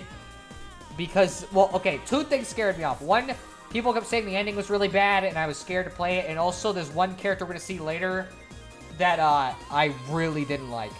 The only character from the Danganronpa 3 anime worth remembering is the Great Gozu. You know what, I might... Actually, the Great Gozu, wasn't that fucking... Wasn't that the weird guy? I can't remember what he looked like, but... We're not ranking him. I might rank the V3 cast, we'll see. But I can only rank them by when I solved them, which is up to the end of Chapter 2, I think. Goku. Goku is not in this. So, Akane... Which, if I get the names wrong, please tell me. Because, again, I might forget it. But... Akane's okay. Like, I don't know. As far as characters go, they're fine. They're kind of the average Danganronpa character that shows that... Spoilers for Danganronpa, by the way. For the whole thing. I'm going to be spoiling it. She stays until way later than you expect her to. But it's like, there's always going to be a couple of those goober characters that show up later. But, like, most of her gimmick is just she's hungry and strong. That being said, I guess at least it's funny that it's a girl character instead of a guy character. Because, like, that's at least a change of pace. Honestly, I really liked V3. I liked what I played of it, but I just didn't get anywhere. So, Aoi Asahina... No, I'm just kidding. I hate this character. This is the other reason I didn't want to play Danganronpa 3. I genuinely despise her. Everything she says is about Atua and how great Atua is. I don't care. It's lame. She's fucking annoying. She's an annoying character. I don't like her. Next. So Aoi Asahina, you know what? Pretty good character. As far as Danganronpa 2 or Danganronpa 1's cast goes, one of my favorites. I can't deny part of it's because I have a preference and she fits part of that preference. But also, like, as far as characters go, she just feels like she has a decent amount of depth for a character you really expect to not have any at the start. And I just like her. She's just a good character. She's a nice person. Time for a change of pace. Do you mean song-wise or what? Honestly, I kind of liked Atua Girl. I hated her. I'm sorry. I always like her. Why I always quote Sonic crap? I mean, we're playing a Sonic song. Byakuya Togami. is pretty great. I like his character. I like how he's a fucking dickbag in the beginning of the game. I like how he fucks with you, and then I like how he has a character arc. You know, it's pretty good. I'm a sucker for a guy who's mean becomes less mean over the course of the game, but still a little bit mean. I don't like it when they become a goody two-shoes. I still want him to be a little bit mean, but, you know, not too many. Or not too much. Celeste Ludenberg. Huh. How do I rank this character? Because, like, I like him alright. I guess B tier. I think that they're pretty fun. But, like, obviously, you could tell from the fucking moment you saw this girl, yeah, she's murdering. She's gonna be a murderer. And she was.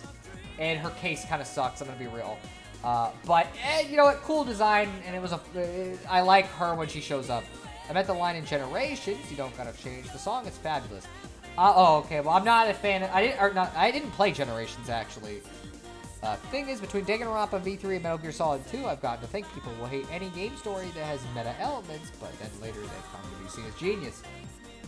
Don't say too much about what you mean by meta. Again, I haven't finished the game yet. Chiaki Nanami, S tier, best fake gamer grill. But no, for serious, I just like her character pretty much throughout the entirety of Danganronpa 2. Her and one other character are like carrying the game's story for me alone, even though I like the other characters too. Like, she's just fucking great. I do find it a little strange how they incorporated her into the anime, but you know what? Unpopular opinion, I actually didn't mind her appearance in the anime either. I think it was fine for what it was. I think it opens up a little bit of a dimension that you wouldn't expect. I also think it's fucked up that fucking Hajime doesn't get his girl, but fucking Naegi sure does. So that's fucked up. But yeah, Chiaki's great. And of all the characters in Danganronpa, if I had to choose one to actually date, she'd be pretty high up. Like, honestly, like, you're gonna find out I've got preferences for characters, though, that is gonna shock you as we go on. To me, my biggest problem with Danganronpa is that the characters are often simultaneously both really brilliant, but also freaking stupid. Yep. That's Danganronpa. I didn't like the anime. I kind of saw it as just a bad fanfic that got animated. There are some good elements to the anime, okay?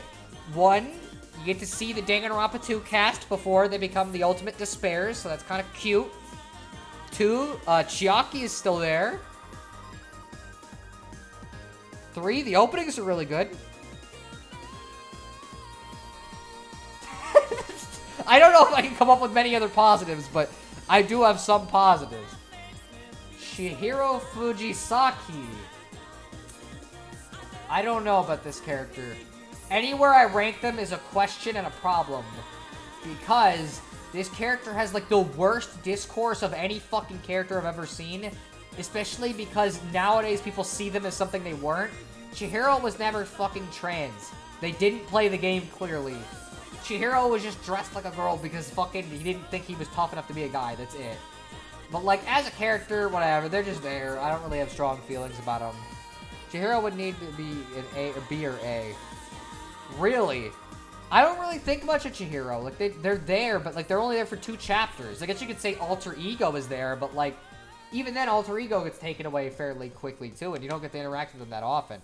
I don't agree with ranking based on what other people think. I'd say fuck those fans, but that's kind of what they want. I'm not ranking Chihiro based on what they think. I'm ranking them based on what I think, and I think they're just a character. Like, I don't know. I don't really have any strong feelings about them. Even in the original time I played the game and watched the anime for it, they were just a character that existed. Like, you know, I'm really glad they revealed very quickly that they were a guy, because the problem is that I have certain preferences and they fit some of them, so I was glad that I found out before it became a problem. But I don't know. So Fuyuhiko Kazuryu, pretty high up. I actually really fucking like this character. I think that, again, if you can't tell, I got a thing for characters that are kind of mean early on and become nicer. And I like him a little better than Byakuya because I feel like his change is a little bit nicer in a sense, I guess. Like, I don't know, I just like how it comes around. And you know what, I'm gonna say, like, Danganronpa games don't really hit, they don't hurt that often, besides, I guess, specific moments involving characters that I am so mad that it happened. But the fucking end of Chapter 2 is really fucking sad. Like, it's genuinely really sad, and so, I just like Fuyuhiko overall.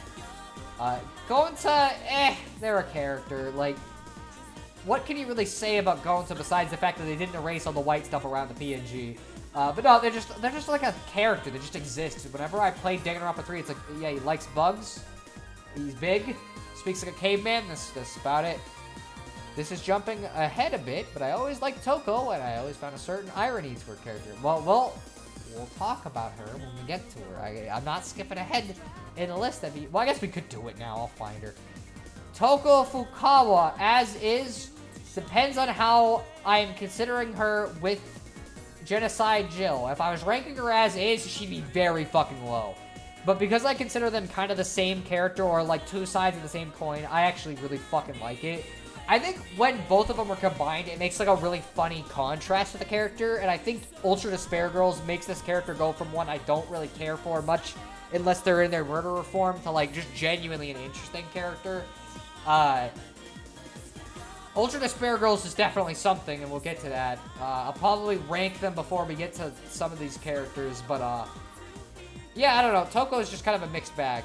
I think Genocide Jill is what makes this character really the best, though. And if she didn't have that element, I think she would be way lower.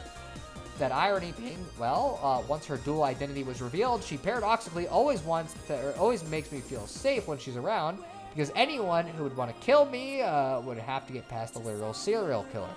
That's probably true, but by that logic, that means you want to date Toko, which if that's like... I should mention, despite the fact that usually my preference was for who I date girl-wise or in the higher tiers, that doesn't count for Toko Fukawa. I would not date her. At all. You know what? Let's just get the Ultra Despair Girls characters out of the way real quick before I rank anybody else. You know what? I'm not that harsh. He's just a character. Again, like Gonta, I don't really have any opinions on him. We're not ranking Monica yet. You were okay. Not a bad character, but like, there's a couple weird scenes with them that kind of wig me out, which... How the fuck do you rank this character? Because, like, I'm gonna be real, of the 5 whatever the fucks they were, she was really funny, but boy, oh boy, I kinda have some problems with certain elements of her arc.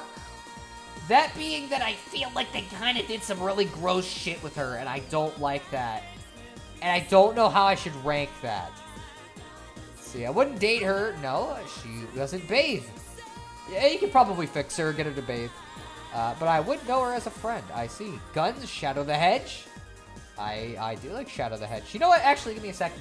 That's not her ranking necessarily. Give me a second.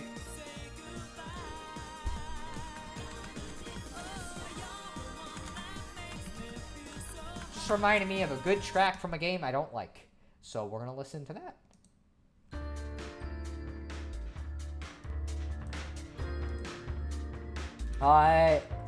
Fuck, man.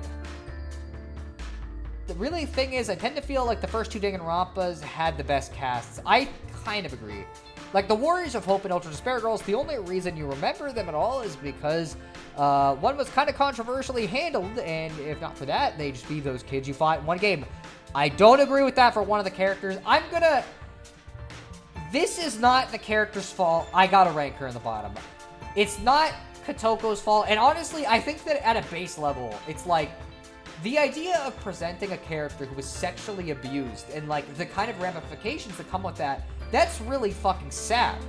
Like, there are moments in Ultra Despair Girls, man, that's the problem though. Like, there are moments in the game where you can tell them taking it seriously and the kind of effects this would have on somebody. And it's like, it really fucking kind of hurts. Like, I gotta admit, when I found that shit out, it was like, man, I fucking feel really bad for her. Like, even despite everything that happens, it's like, bro, this is fucking horrible. But it's like, how do you rank a character when you also had to see some stuff involving them that you really didn't want to see? It's like, I don't know. I'm going to rank them up here as a character, but just know if I was ranking their arc, it would be a D tier. And to, I guess, debate Jispy, she is genuinely one of my favorite characters in the entire series. So I had no expectations going into Ultra Despair Girls. I thought, okay, this is gonna be some cringe, dumb fucking spinoff. This girl is fucking nuts. Like, just balls to the wall, insane. Across the board. In that final chapter with her, where she's sitting there trying to convince you about whether you should fucking press the switch or not, is one of the most fucking mind-boggling parts of a game I've played, where, like, I genuinely was wondering what the fuck I actually was supposed to choose. Because the whole time I'm like, well, what if she's just playing fucking mind games with me, and actually I need to choose this one? And it's like, I like how she's just so fucking manipulative that even by the time you yourself get to the end of the game, it's like exhausting fucking dealing with her. Like, she's just this fucking obnoxious, like, irritating, frustrating character. And the way she talks and acts, it's just like, I can't tell if she is serious or not about anything she ever does. And that's fucking, I fucking love that. Like, I don't really care much about Ultra Despair Girls as a game, but that final arc in specific has made it so that this character is one of my favorites. So, like, I'm going to debate you on that. I think that of the 5 whatever hopes, she is good. She's worth it. Let's see. I remember playing Lost Impact and not realizing that you can speed up the cart thing, and it took like 30 minutes. I didn't know you could speed up the cart either. That's fucked up. Sad thing is I watched Danganronpa 3 before watching an LP of Ultra Despair Girls. Me too. It was really confusing. Is it like in the post-game of X and Y where you gotta pick the red or blue button, but it doesn't matter what you pick? No, it matters. It really fucking matters what you pick. The problem is it's like a moral dilemma, where it's like, hey, wow, if you do this, something bad is probably gonna happen, but it might not, and if you don't do it, something bad is definitely gonna happen as well.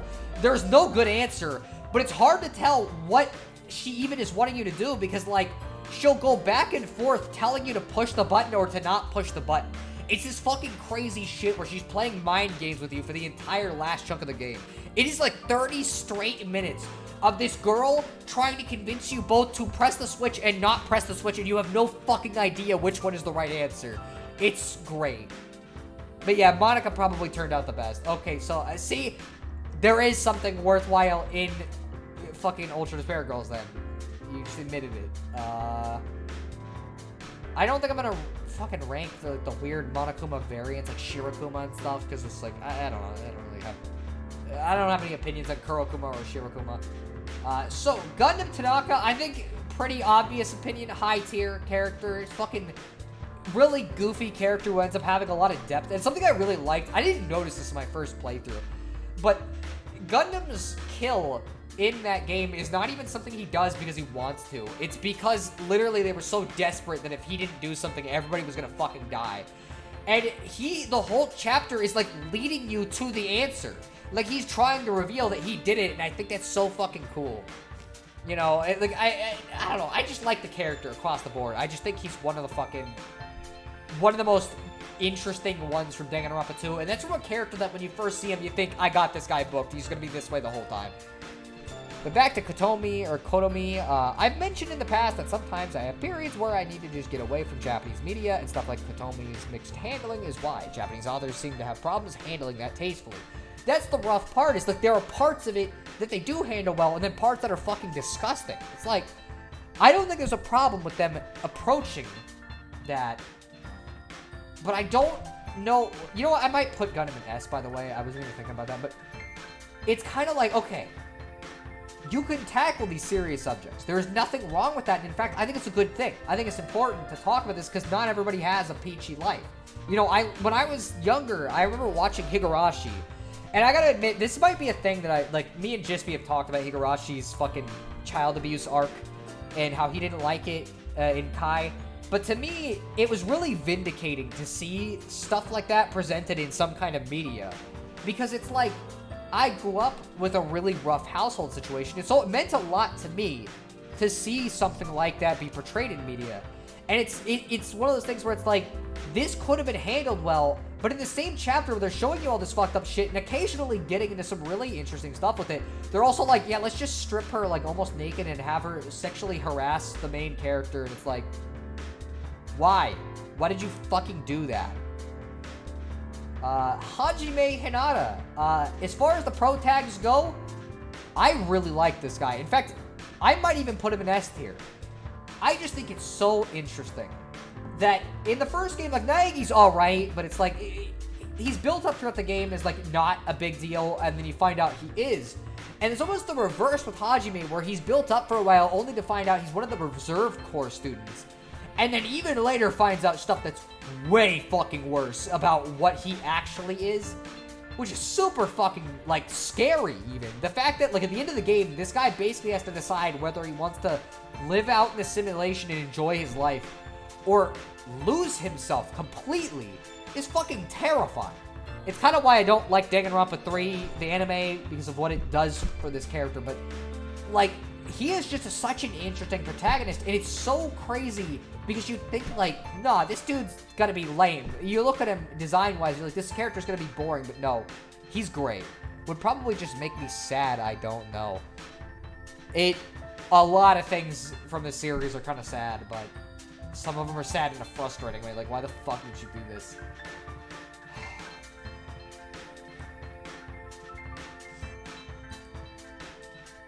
Do I need to even say anything?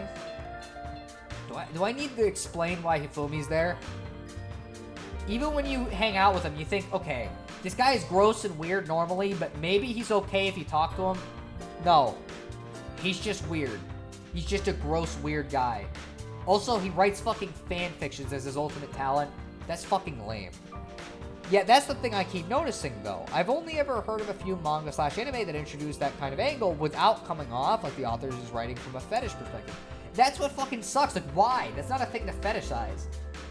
Himiko Yumeno is a character. They probably die at some point in the game. I haven't played all the way through, but, like, this just seems like the kind of character that's just gonna get murdered. Don't tell me if she does. I'm just predicting it. In fact, there's a couple other characters that I think are gonna die in the game, but we'll talk to them later. No, you don't need to explain Hifumi at all. I never liked him. Very few people seem to. So, yeah, fucking, I don't know. Like, characters like this, when they just exist, I don't give a shit. You know what I mean?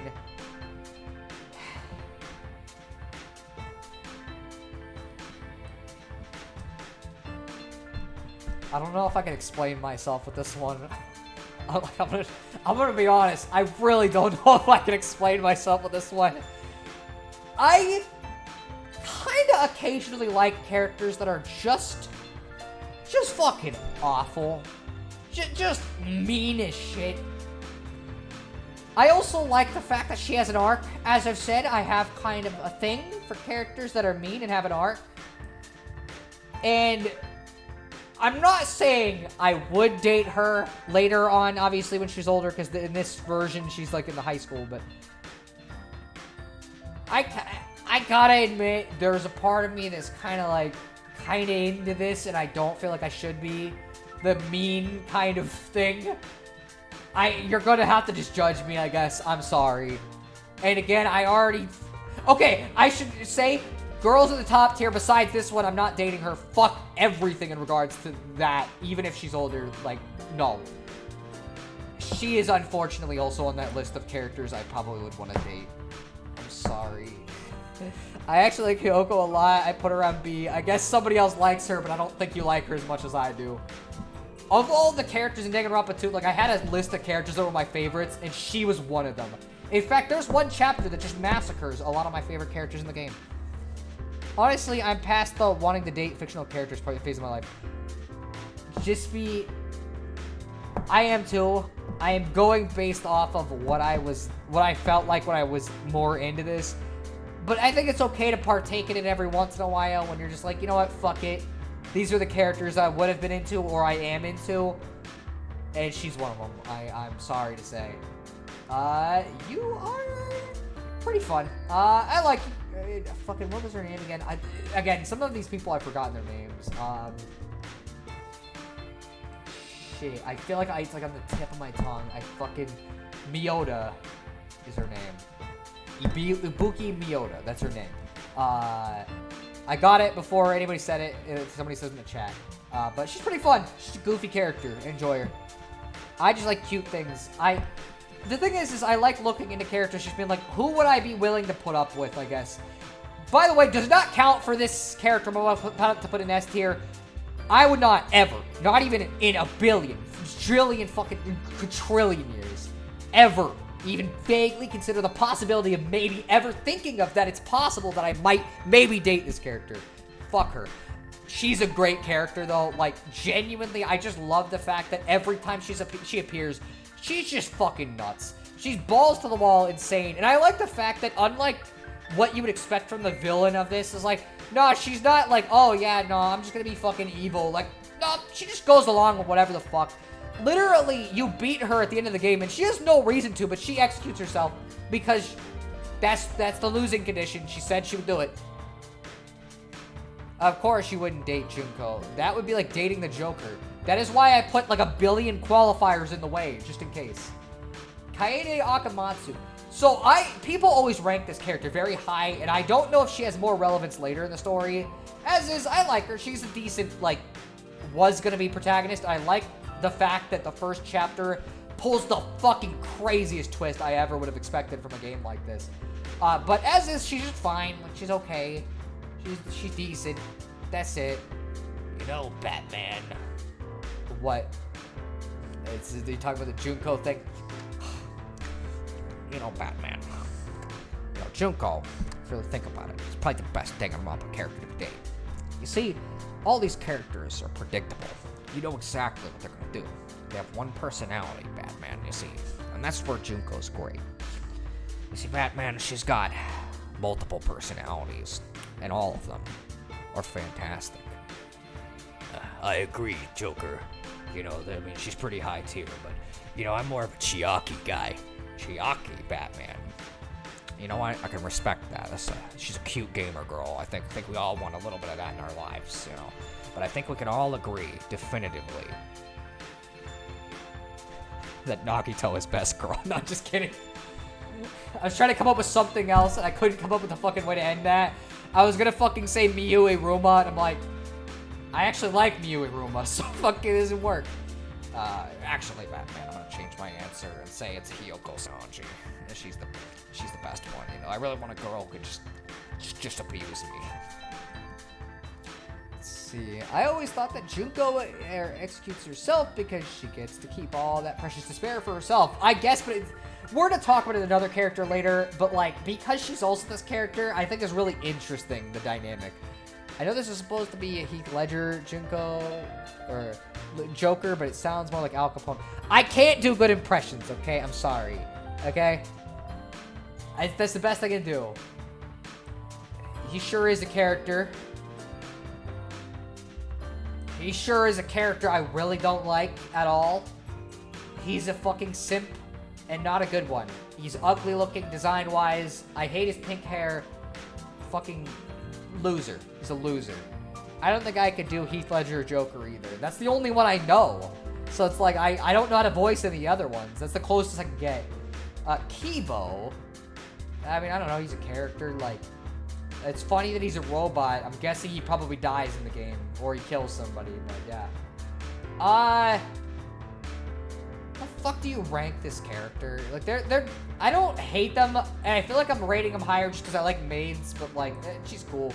Like, I feel like she'd be a good person to know in real life because she's just good at her job. Like, if I was gonna hire a maid, I would hire her, but like, as a person, I don't think I'd want to hang out with her.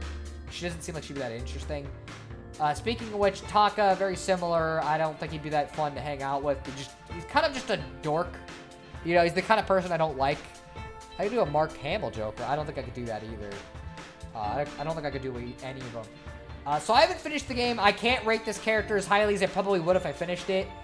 But I fucking love Kokichi. There's something to me about the idea of a guy who just fucking lies to everybody just to fuck around, even if it could kill him. There's just something so funny about that I have to rate him highly. I really hope, and again, well, okay, I guess you could say if there's something cool with him later, but don't say anything specifically. I really hope there is a chapter later in that game where Kokichi really gets to fucking go balls to the wall crazy. Like, I want to see a chapter in that game where he gets to pull out that lying shit and just make the chapter nuts, and I hope there's something to that. Hero. okay, maybe that's too harsh, but like, I don't know. I don't really care for him either way. I've never been into him at all. I think he's a boring character, and so I don't know. I don't know how the fuck he survived until the end. Keep playing V3, so I'm guessing there is something really interesting with Kokichi then. I love Mark Hamill. I haven't seen much of Mark Hamill's Joker. I think I would have ranked Hero at B. I just don't really care much for him either way. Like, he's just a character that exists, I guess. Adam fucking loves this character, but I just don't get anything out of him. Same goes for this character. I don't know. Like, what the fuck are you gonna say about him? Again, maybe he's interesting later, but he was just kind of weird, and that's it. Kyoko Kirigiri. You know, I'm gonna put her in S tier. I think she's pretty good. She's not as good as Chiaki, obviously, as you can probably tell by where she is in this list. But as far as, like, detective friend with, like, an interesting past goes, I think she does a good job. You know, I can kind of understand why by the end Naegi starts liking her, because, like, she's pretty cool. And just across the board, I like the fact that she's just super good at doing shit. Like, she's just competent as fuck, and I don't know, I kind of appreciate that. Leon Kuwata is fucking, I don't know.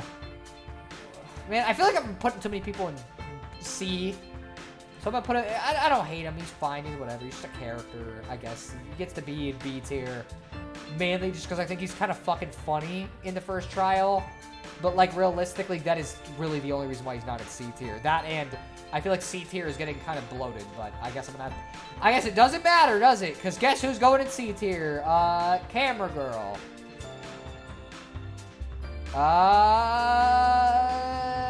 Yeah, I don't know, fucking, what was her name again? Mahiru, she's sure there. I think her conversations you can get with her, if you get to see all of them, is better. But, like, I don't know, she's just there. Like, it's not a character I don't really have any strong feelings about either way. I gotta give Kuwata credit. He's, like, one of the only 5 characters whose talent is actually used in the murder. That is true. They don't really use them that often. Pecco's is, kinda. This character, I haven't even seen everything with them. I'm gonna just preemptively put them in A tier before I even see all of them. I have a feeling if I saw everything, they'd be in S tier. I just like this character, fundamentally. Like, just fucking, just good character. Fucking, what more can I say? Let me see. I'm just looking to see what else we have. If there's any other, like, people in these lower tiers that I will need to rank, besides, obviously, 2 of them. Where is the fucking... Let's rate the teacher. She's the one Danganronpa 3 character who gets rated. She's fine. She's okay. She does her job well enough. And I think it's kind of cool that when you get to the end of the both of them, you're like, whoa, wait a minute. The twist is that she's actually evil, so that's kind of cool. But, like, other than that, she's just kind of there. The whole ultimate talent idea was kind of wasted at most times. It barely comes up. That is true. Oh, hey, I see my man, the Great Gozu. I'm not ranking the Great Gozu, I'm sorry. It's a guy in the bull mask. I know, he barely does anything. I'm not rating him. Naegi. You know what? Yeah, we'll put him in high B. He's a good enough protagonist. I think he's enjoyable enough. He's kind of a big goofball, funny protagonist, but he doesn't match up with Hajime. So, I don't know. I can't really rate him that highly. And let's get the other protagonist out of the way. Shuichi, again, maybe he gets better later on. I'm judging a character based on, like, not having seen much of him. But he was just okay. He's fine enough. He was just there. Like, I didn't really care much either way. I kind of liked Kaede more. But, again, maybe if I played more of it, I would have liked him more, too. Mikon Sumiki. This character is hard to rank. On one hand, I like them a lot. On the other hand, their portrayal in the game is kind of gross to me, in the same way Kotoko is, where it's like, I feel like she does not at all deserve the way the game treats her pretty consistently. Like, it's kind of nasty that the sexual assault victim gets so many scenes of fan service and shit. And it's like, I don't think it's right. Like, she doesn't fucking deserve it at all. Like, it's really messed up. And I like her as a character. So it's like, man, I'd really like it if this kind of shit didn't happen all the time. They're like, haha, wow, what if she just fell down and tripped and then got put in a position that's kind of nasty looking? D, pure D. No, she's not hard to rank. She's D. I'm sorry. I like Mikon Jisbi. I like her. I think she's cool. I think it's the problem with the portrayal. But if I'm ranking Kotoko up here, despite that, I'm gonna rank Mikon up here. In fact, I think putting them together is kind of fitting in a way of characters I really would have liked if they had fucking portrayed them correctly. Miui Ruma, divisive opinion. A tier. Fucking hilarious. Hilarious ass character. Genuinely like the funniest ass thing. And you know what? Kind of refreshing that the pervert character for once isn't a fucking dude. You know, like, I don't know, there's just something funny about the way she talks and acts constantly. And she's just so fucking weird and gross and uncomfortable. And that's great. It's fucking funny. Thing is, Kotoko at least had a personality and likability despite questionable aspects. Mikon struck me as pure fan service. The thing is, like, if you talk to her in the alternate conversations and stuff, like, she is more interesting than that. And it's like, she's just a really tragic fucking character who's had a lot of really bad shit happen to him that didn't deserve it. And the game keeps treating her poorly, which is not fair. I know her trial is kind of unfortunate, but it's not really... Like, the trial is weird because it's like, that's not really Mikon, as in the one from Danganronpa 2, that's Mikon, the ultimate despair. And I'm not going to criticize her for that part, because it's like, all of the characters would have been weird as shit if we'd gotten to see them in that way, but we didn't. Mondo is sure a character that exists. You know, I'm going to put him nearer to the bottom of C tier, because, like, this is one of those only characters that legitimately I just don't care about in any way. I have no interest in them at all. There's not even anything I can say about them that is interesting. At least with some of these other characters, I can be like, yeah, he's kind of creepy, and that's interesting. He can be funny sometimes. He can be funny sometimes. Her gimmick is kind of funny and a little bit cute. He can occasionally make a funny joke. And I feel bad for him because he was an abuse victim. You know, like, maybe Gonta should be below him. But it's like, I just can't say anything about Mondo at all. Beware the 11th student, Mikro Ukusaba. She is in B tier. She's cool. I like her. She's neat. I'm sad that you don't really get to explore much of her in the games at all, and you're left up to the fucking light novel and the little bit she appears in the anime for 3. But she's pretty cool. I like her. Hi, Monica. She is indeed appearing to say stuff sometimes. She likes to say hi to the chat. I like Gonta, but he was kind of bland. Pretty much is why he's low tier. Literally, D tiers are the only characters I just actively don't like in any way. Nagito, I know what the fan base is like. This has nothing to do with them. One of my favorite characters in the series. I think you can tell I also have a thing for characters that cause fucking just absolute chaos. And he is the best at it. I fucking love the fact that you can't even always tell if he is trying to help you or not in the trials.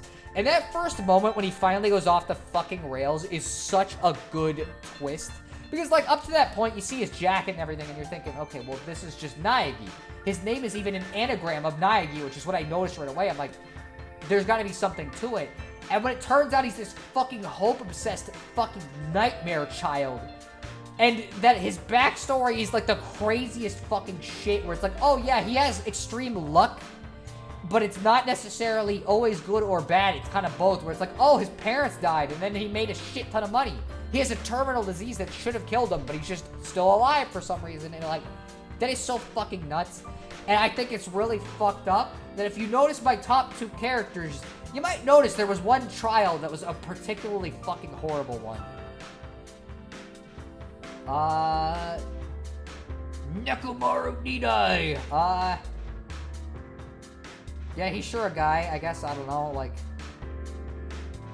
I like him. He's pretty fun. Pretty fun character. So he goes in B tier where all the other, like, semi-fun characters are that I don't have, like, a ton of stuff to say about. But, like, yeah, he's just a goofy guy. I like Mechamaru as well, and Minimaru. They're all great. It's fucking funny as shit. This is jumping ahead again, but I always hated Terror as well. He's down there with Hifumi for me. Well, funnily enough, I'm going to put him above Kazuichi. I will give him one thing, okay? I actually think his murder was kind of justified in the sense that it's like, I understand why he fucking was so panicky. The fact that it's like, oh yeah, his mom just had like a terminal disease and that he might have missed her last moments and he has no idea. Like, that's fucking sad. Like, that's really fucking sad. And so I understand why he killed. And it's one of those things where it's like, if he wasn't a fucking disgusting-ass pervert, I would have liked him a lot more. He probably would have been in B tier. But the thing is, the first time you see him is him trying to get fucking Sonya Nevermind to do something disgusting. And so I can't like the character. Nagito to the tune of Frosty the Snowman. I'm not going to sing it, though. Let's see. Hope the hope, man. It was Hopi Hopi soul. It was made of hope for the children. Hope that he hoped for life one day. By the way, unpopular opinion, Nagito's English voice is 1,000 times better than his Japanese voice. His Japanese voice is like, like very calm and fucking girly. Whereas in Japanese, or in English, he's fucking nuts sounding. You know, like, you hear him and you're just like, yeah, he's fucking crazy. Chef PP. Chef PP is not in the Danganronpa tier list. Peko Yama is either B or A. She's pretty good. I don't know if I put her in A, but I'll put her in high B. Maybe below Naegi. Below Celeste, I think, is probably where she should be. I just think this character was really fucking, like, good overall. Part of it's because she's good for another character's arc, but, like, bruh, her fucking life is so depressing when you start thinking about it realistically, where it's like, they clearly both fucking love each other, but she's not allowed to fucking think that. In her last moments, she came to realize that and fucking died right after. It's just fucking sad. I don't even want to know who Chef PP is. Honestly, one thing I hate about modern media is when it has jokes about gross bodily functions. It's just, okay, so I never watched as much growing up, but there was a YouTube channel called Super Mario Logan, and that was one of the characters on it, was just a chef called Chef PP. There was no PP involved. That was just his name. That was the joke. He sure existed. I think his name was Rintaro, but I don't actually remember. He was pretty fun. I liked him. Bit of a goofball. Bit of a funny guy. Also went to prison. He sure likes to bring that up a lot, but he's pretty funny. I saw his design. I'm like, I'm gonna hate this character, but nah, he's pretty fun. Sakura Ogami. Huh.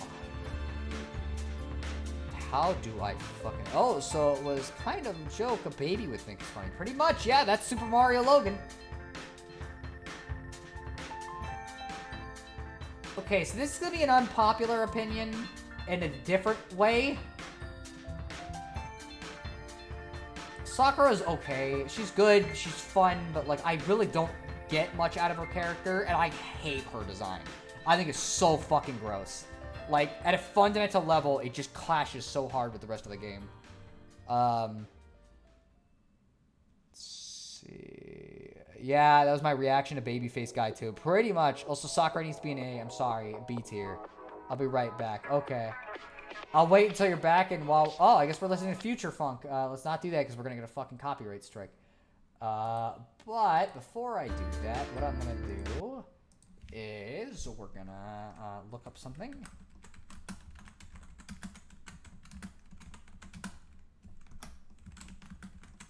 I'm going to wait until Jispy's back. You guys talking about SML is very funny to me. I didn't watch as much of it when I was a kid. I was more of a Cute Mario Brothers kid, which I don't think you might not know what the fuck that is. But I'm gonna wait until Jispy comes back and then I'm gonna play the clip because it's like one of the funniest out of context clips in the entirety of the Cute Mario Brothers, and it's great and it's the best way to show people why I liked this better than Super Mario Logan by a fucking mile. There's the music. I know about Cute Mario Brothers, but I didn't watch them. They were like Super Mario Logan if it was designed, but like to actually like age better and not be kind of fucking weird after a while and not have a lot of very strange, questionable elements. It was really fucking funny when I was a kid. I wouldn't recommend the older stuff, but if you're going to watch some, there is some really good episodes of it that are really funny. So I don't know. We'll wait at main menu extended for Sonic Gems because this is a good track. You know that honestly I don't know if I'm gonna be able to go back to Omori at this point because I've already streamed for about as long as I wanted to stream, so we're gonna finish up this tier list and I'll probably end it off. So that's fucking fun. Ugh, man. Okay, back. Okay, cool. I wanted to show you an out-of-context clip, not from Super Mario Logan, but from the Cute Mario Brothers, which is what I watched. It was a channel that was on YouTube when I was real young, and it was fucking... This is like one of my favorite dumbass clips from the show, so I'm gonna show it to you. Well, yeah, and also that guy who played Santa at the mall, that wasn't actually Santa. That was just our neighbor, Phil. Phil? Phil would do that? Oh, there's Luigi. Oh, you looking forward to Christmas this year? You lied to me, Phil!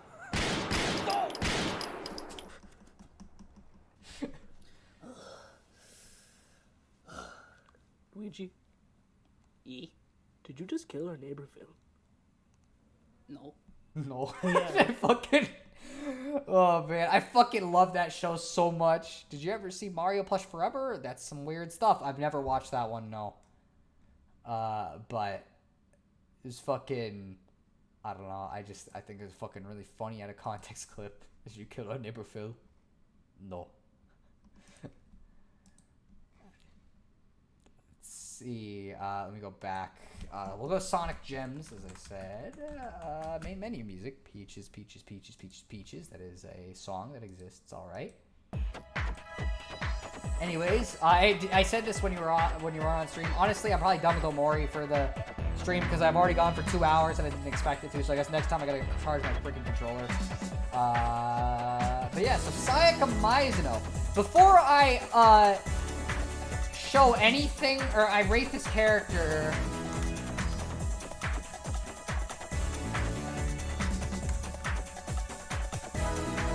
I want to see if I can find the guy. Okay, wait a minute. Whoa, whoa, whoa.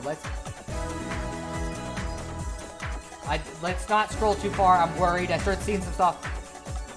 So yeah, there's this guy who has covered his entire house in stuff like Sayaka Mizuno. It's this guy right here.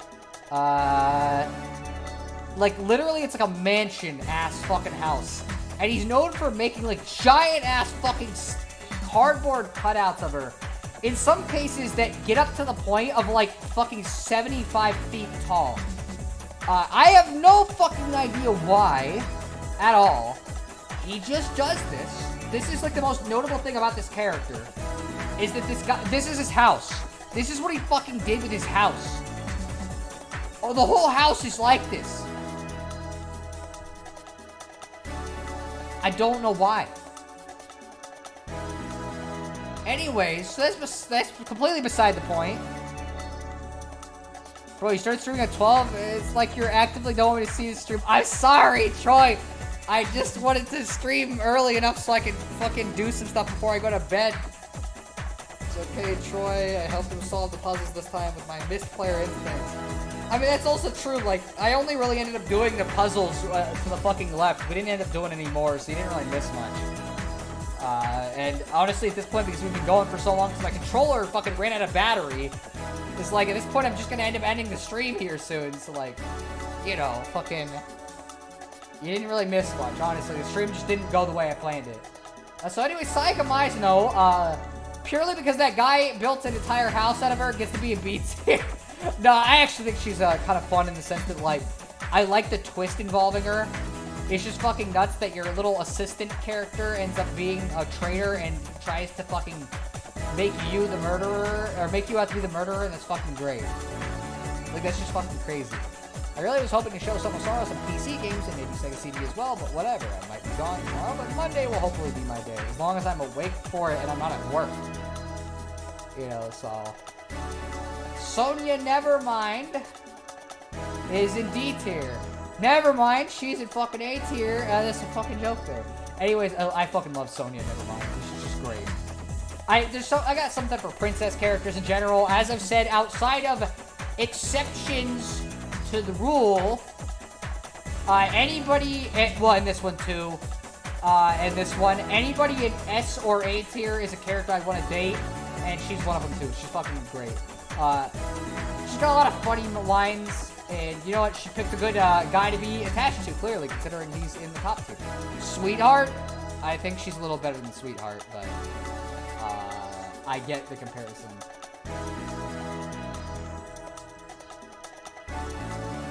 I don't like characters that hate all men.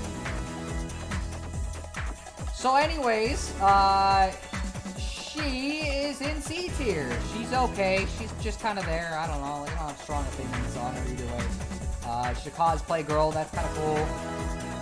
That's about it. She either dies or murders somebody, and I'm going to venture to guess it's probably the latter, but who knows. What the fuck was the real name of this guy? This isn't Byakuya Togami. This is the guy whose entire talent is literally just becoming other people. He's the ultimate imposter. I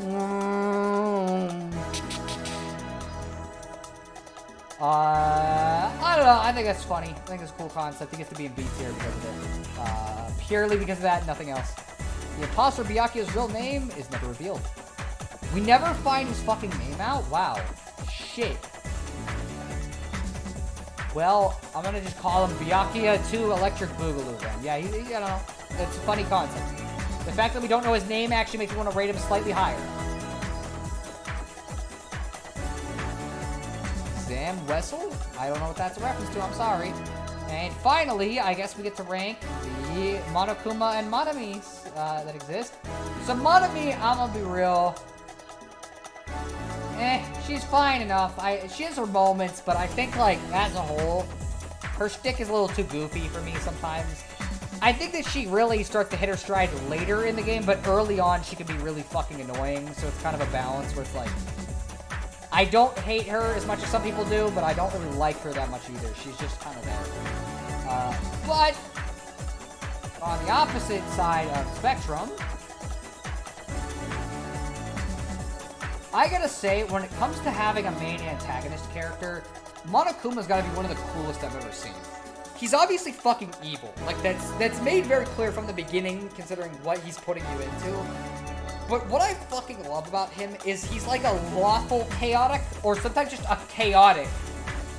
You know, chaotic, like, lawful evil, or just chaotic.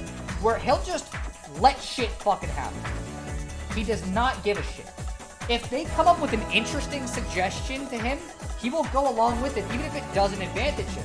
When he broke the rules in Danganronpa 2 and accidentally fucking almost killed a couple people, he actually did fucking save their lives. And he had no reason to do so besides the fact that the rules said he had to, so he just did. He's like, okay, sure, I'll do it. Like, there's something about that I fucking love. It's such an interesting character. In case 2 of Danganronpa 2, for example, when Peko starts actually going along the lines of that she's a tool, so she shouldn't count as the murderer, he fucking genuinely considers it and just lets the argument go because it's interesting to him. And I fucking love that. That is such a cool way to have your villain, where it's like, yeah, no, if you suggest something interesting or you're not breaking the rules and he has no reason to do anything to you, he can't. And he just goes along with whatever is most interesting, not what is most beneficial for him. Whatever's most interesting. Also, he was part of the best team for Siva Gunner's King for a Day 2 tournament. So there's that too. Like, Monami is wasted potential because you mostly just see her whining and getting abused. That's probably the problem. Monokuma is where it's at, for real. It's a dumb Star Wars. I see.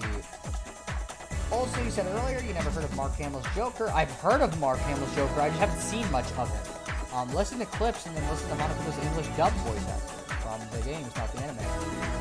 Mark Hamill does anime stuff? So I didn't know that. When I said anime, I was referring to Danganronpa. It is kind of anime-y. But yeah, so I guess that's pretty much all the important characters ranked, because I can't rank any of these other people. I don't even know who this cat is. So, there you go. But no, they just sound kind of familiar. I see. Like, who the heck even are these people who are left? Okay, so, some of these characters are from Ultra Despair Girls, like obviously Kurokuma and Shirokuma, which was not in that order. These are from Danganronpa 3. Well, the B3 and then 3, the anime. This is another... Oh, I didn't even fucking rank him. He sucks. Anyways, this is the ultimate fucking version of Hajime Hinata. I forget his name, but they sent him a lot. These are from Ultra Despair Girls. Several of them are, in fact. Like, these guys are from Ultra Despair Girls. I think all of them are. That's from Danganronpa 3. Like, and this is the version of Taka when he becomes, quote-unquote, possessed by Mondo. I recognize the Monokubs in the alternate Monami. Oh, I didn't even realize there was an alternate Monami, huh? And I see a couple of anime and Ultra Despair Girl characters. The better question is who are the people who are right? I don't know. So, question for people in the chat is including Troy, since you're probably here.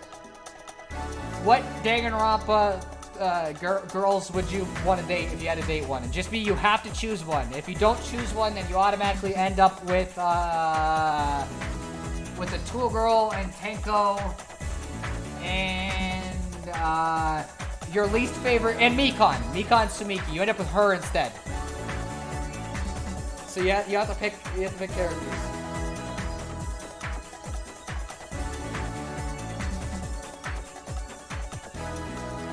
I don't know nothing about Danganronpa. For you, Sheldon, who's your favorite Princess Peach girl? Princess Peach Mario girl. Which one? You have to pick one. I love how I'm the guy who said I like Atua girl and you chose her as a punishment option. Okay, never mind. It's just Mikon. You just get Mikon Sumiki. And Monami. And it's all of the Monamis, not just one. You get like 13 of them or whatever the fuck.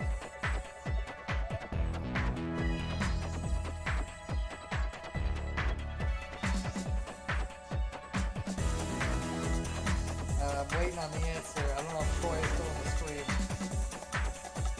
Does the Winnie the Pooh think motion? You gotta do it. You gotta make a choice. Just be. I gotta hear. Also, when you say think, my mind does not go to Winnie the Pooh. It goes to Jimmy Neutron, because he has the brain blast, and he always says that right before.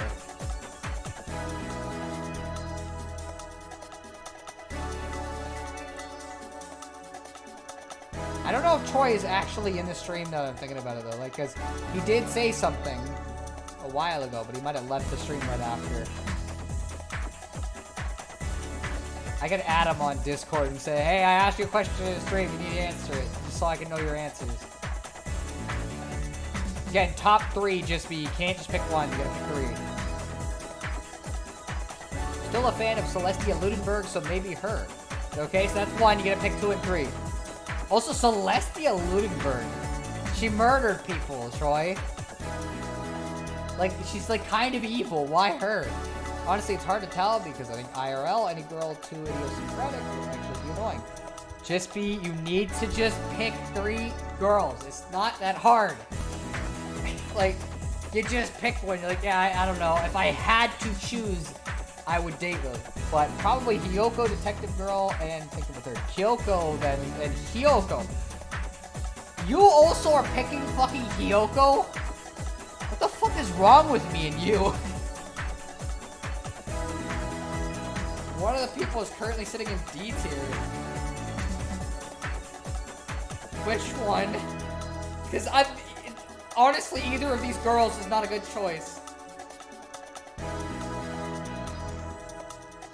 Oh, okay, never mind. I thought that's the girl you were picking. Wow, wow, it's like we're getting more similar than we think, Sono. I guess so. We must have something fucking...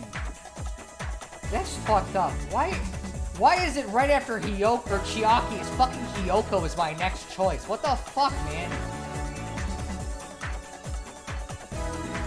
Sonosara is so not sorry. I don't know if I am or am not sorry. I'm just fucking baffled. Like, the more I'm thinking on it, it's like... I'm really looking at this list to see, is like... I guess I'd probably put her above that. So she'd probably be 3rd place, kinda, because I don't want to date Kyoko, but I guess she wouldn't be a bad choice. So if I had to pick top 3, it's probably Chiaki, Kyoko, and then Aoi Asahina. But it's like, I'm not apologetic at all But I just like, what the fuck? Does Vivian count? I mean, yeah. Vivian is a girl. I know some people will try to say something based on a translation error, but it's not really canon. But maybe teacher girl, if I can get a non-corrupted version. Okay, so that's your third choice then. So you got Kyoko, and you got fucking, I forget the teacher's name, but okay. Anyways, easily gotta go with Chiaki and Sonia too. Interesting. Okay, well, you know what? I guess those are pretty typical choices. Well, I say interesting, like, my first choice wasn't literally Chiaki, and then Sonia's, it's, like, literally in fourth. It's like, is that really that interesting? It's pretty normal. Where is Hyoko on your tier list, then, Troy, of people that you would date? Since, I want to know if you're as fucking nuts as me and Jispy. There was a translation error. I don't know if you're aware of this. So people have tried to say that Vivian from Thousand Year Door is trans. And the reason they think this is because her mom, Beldam, in the Japanese translation, calls her a man, but she calls her that as an insult. Like, you're ugly like a man. Because the whole game, she's insulting her and calling her ugly and fucking dumb and all these things. And so it's like, people just don't seem to realize the context behind that is that she's making fun of her, not that Vivian is actually a man. Also, just saying, turn the music down a bit. You sound like you're yelling over it. Okay, I'll turn it down a bit. Sorry. I'm gonna turn it down here. Oh, did not mean to do that. But yeah, I don't know. Fucking, it's kind of nuts to think about the fact that, like, I don't know, Jispy and me don't have that dissimilar of taste in some senses, at least. But it's fucking, I don't know, that's shocking to me. I really want to know what the fuck our deal is with Hyoko specifically, like, why?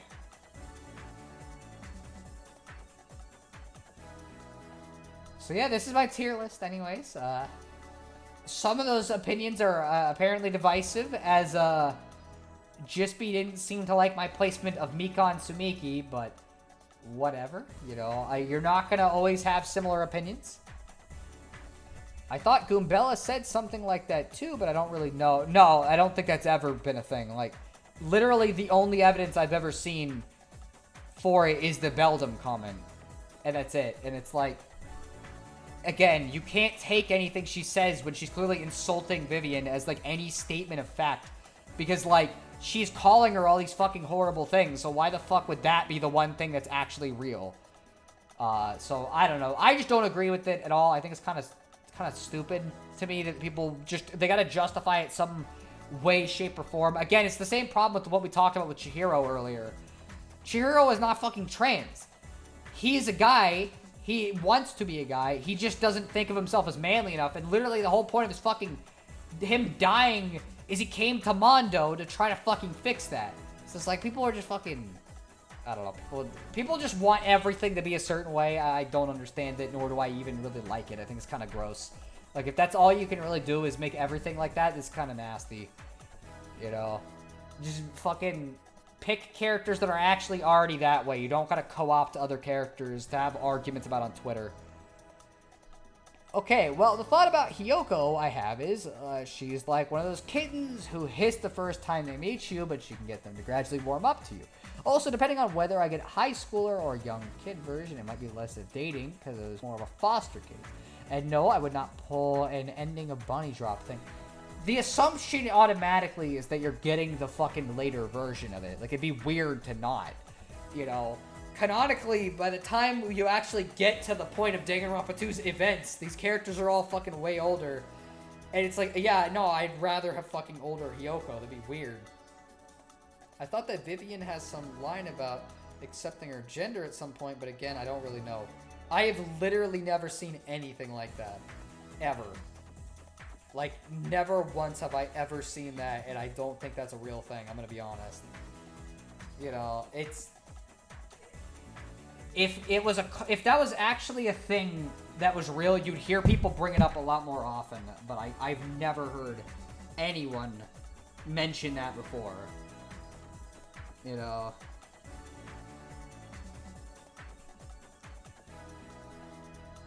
There's two sites you should never trust on anything involving gender. Twitter and TV tropes, pretty much.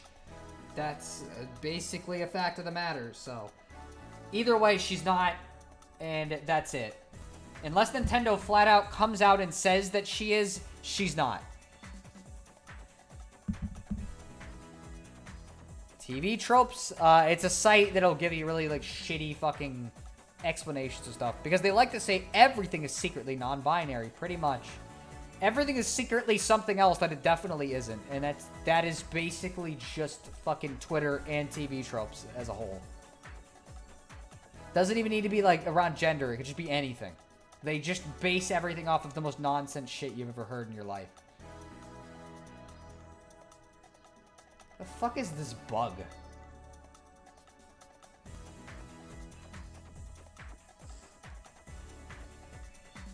Anyways, so yeah, there we go. There's a tier list for that. Nintendo's not gonna acknowledge Thousand Year Door, silly. I don't know. They might. They've been re-releasing GameCube shit lately, so I would not be shocked now if they do. You know, I used to say the same thing about Super Mario Sunshine, because they always avoided mentioning it like the plague, and now they don't. So, I don't know. How the fuck are you gonna rank 500-ass cartoons? What the fuck does this look like? Oh my, what the frick? How do you even do this? How would you even fish through this for, like, fucking choices? And who the fuck is ranking Peppa Pig when they're also, like, ranking a pup named Scooby-Doo or fucking DuckTales?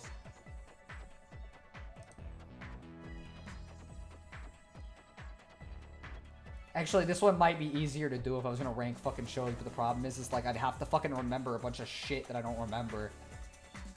How much Cartoon Network did you watch, Jispy? TV tropes is probably the worst thing that ever happened to writing and creativity, period, and not just because of the political stuff.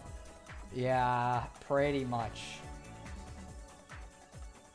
I don't know if I'm going to do this tier list, but it would be a change of pace since Jispy always says I only go after Japanese media, so we can talk about some Western media. They're all just cartoons, though.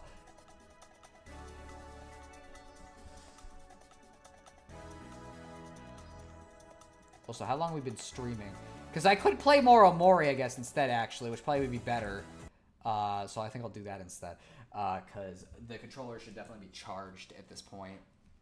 Recognize a lot of those. I'm sorry, Jispy, I didn't even realize this, but we could play a little bit more Omori. Although, should we?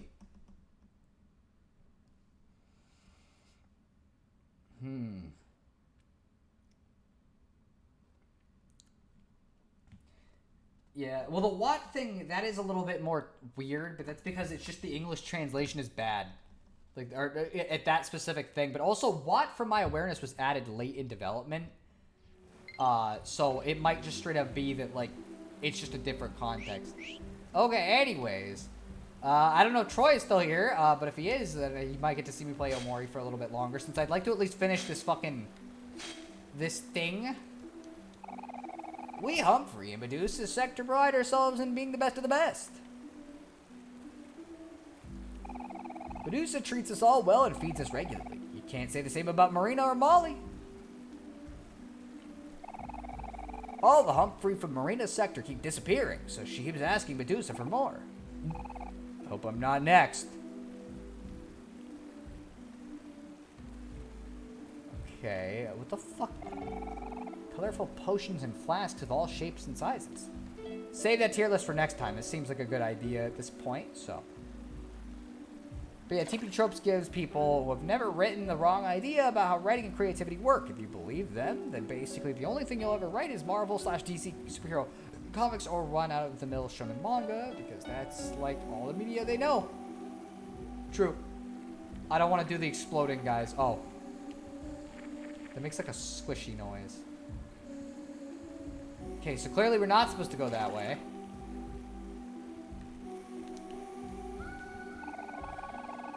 Hey, Humphrey, do you want to join your friend Humphrey at the waterfall?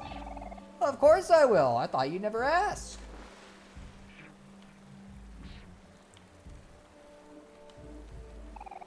By Biology is my worst subject, but that's never stopped me.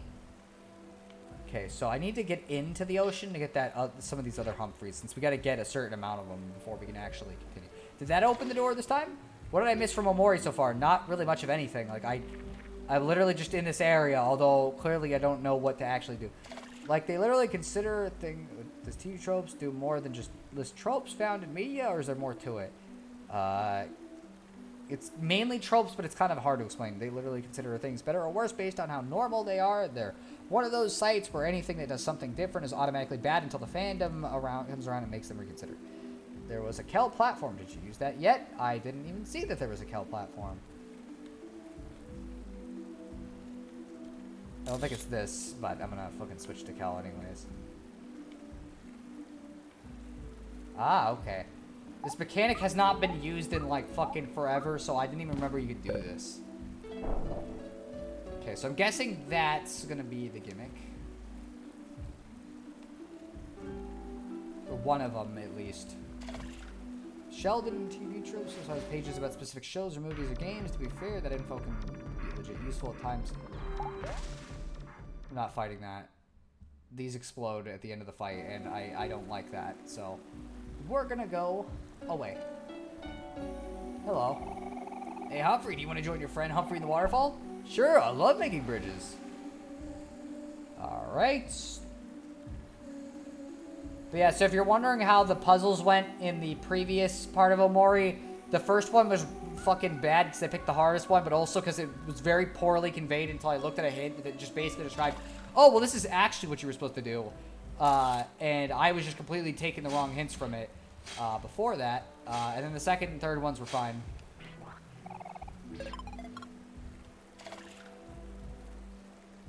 Alright, so this is like a water maze. Can we go in the waterfall? Nope. Alright, let's go down this way, because there's a Humphrey. Okay, if that's what everyone else is doing. Alright, get another one. Ooh, we got a watermelon. That was a fucking another mimic.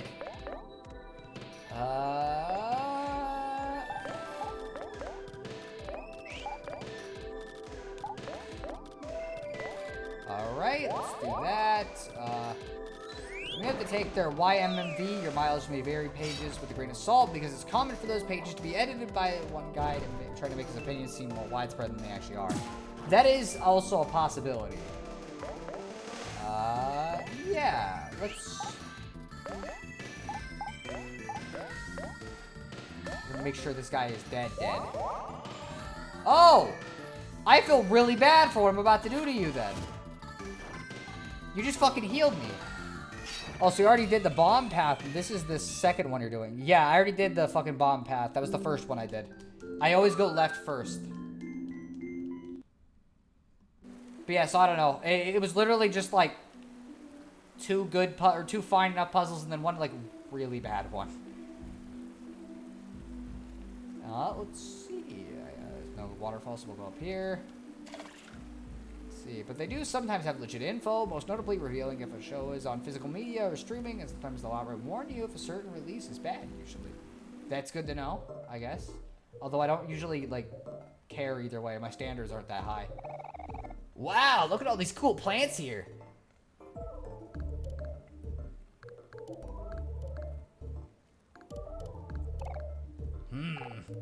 Basil. Basil? That's the name of this plant here. Aw, it's so cute. Kind of reminds me of something. Man, they really are just fucking forgetting everything. But I can't remember what. It's very interesting that they're forgetting him, just like completely. Is this an enemy? Yep. Another bunny. I also like when they reveal behind-the-scenes info, so it's a weird dichotomy where when they're giving actual useful info, they're good, and when it's opinions open to interpretation, they're bull. Yeah, that just kind of do be how it is. That body is dead.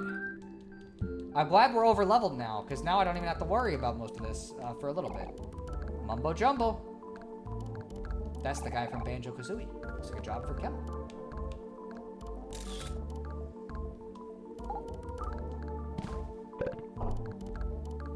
Ah, there goes Humphrey.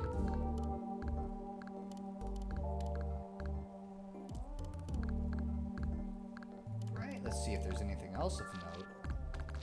Cannot go that way, and we already came from that way. So, let's fight this bunny. Let's see. Also, why is 99% of Omori just fighting bunnies? I don't know. That's just how it be sometimes. You know, I guess just fuck these bunnies in particular.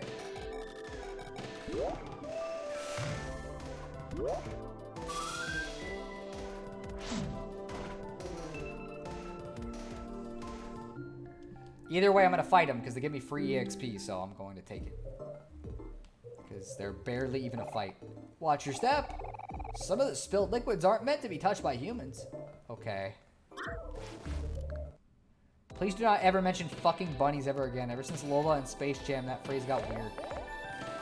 Real talk. Why fucking her? Like, what was the deal with her in particular? Because, like, she was fucking Bugs Bunny, but, like, with tits. Why is that what somebody found attractive? You know what I mean?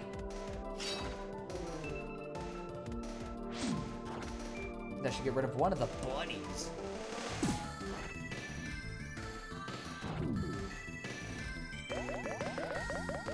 Honestly, I have no idea. It must be common, because there's a lot of kids who admit to fucking having liked Lola Bunny. A lot of furry awakening characters don't make sense to me. That one doesn't. I'm trying to think if there's like... You know what? I could kind of understand Rouge the Bat, theoretically. But, like, only if you're very specifically only paying attention to one thing and nothing else. Otherwise, no, I don't really think I could even see how most people like these. You can tell Medusa is mad because she'll pace back and forth. She'll never yell at you, but still, it's pretty scary. Yeah, I'd be kind of worried. Peculiar, your face is indented into the wall. You're not sure what it means. Okay. What the fuck? Yeah, what is that? I just thought it was like a fucking thing in the water. According to the calculations, reading makes you smart. Wow. Does it really, though? Why, yes. My greatest masterpiece. Uh-huh. I didn't know he was fucking French.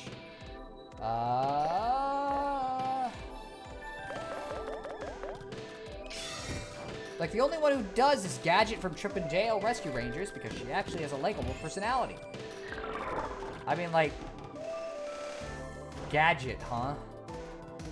I don't know. I guess I'm maybe looking at the design more than the personality, but I don't know what the personality is, so I don't know. But for me, in general, I can't get over that she's literally a rabbit thing. Yeah, pretty much. There's like a weird middle ground with that, where it's like, the more animalish they get, the weirder it is, basically.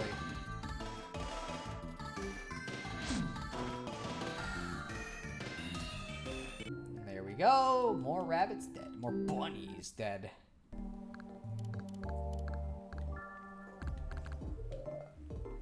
Let's see.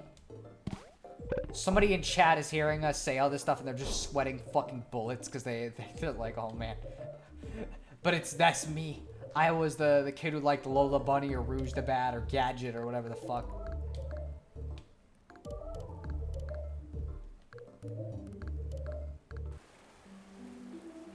See, and yes, reading does help your intelligence. It uses neurons that don't usually get exercised. That it does sound about right. I read stuff, but I guess it's not usually like traditional stuff. Oh man, bridge duty again. When do I get to eat something? Oh, I don't know. I always feel slightly more woken up after reading, even if the book isn't that great. I've been trying to do it more since I've had memory issues lately. Ah, I see. I just don't like books that much. You mean at the big waterfall down south? Okay, I'll race you. I don't think we're gonna win. That's probably all the Humphreys, I think. Please, okay.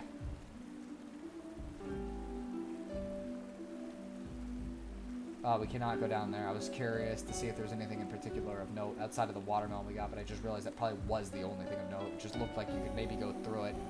It's like Star Tropics where they got some weird fucking indents. It's like, well, maybe you can go through the wall. Can't go that way, obviously, because it's the wrong way. Oh boy.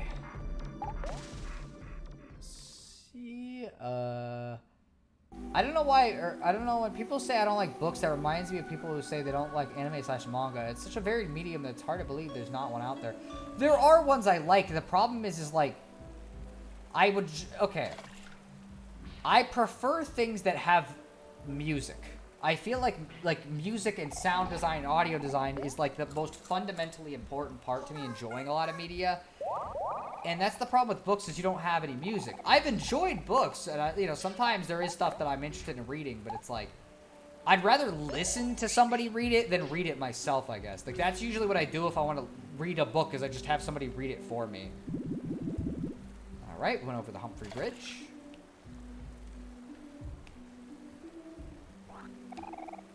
Got a melon smoothie.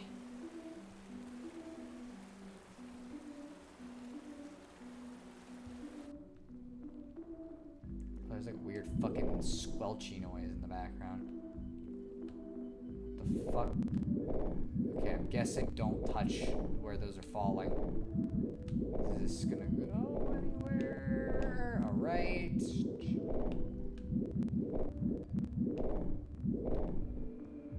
Dodging mechanics in a quirky RPG? Wow, that's just like Undertale, is what my mind would think if I was designing this game and I wouldn't put it in the game then.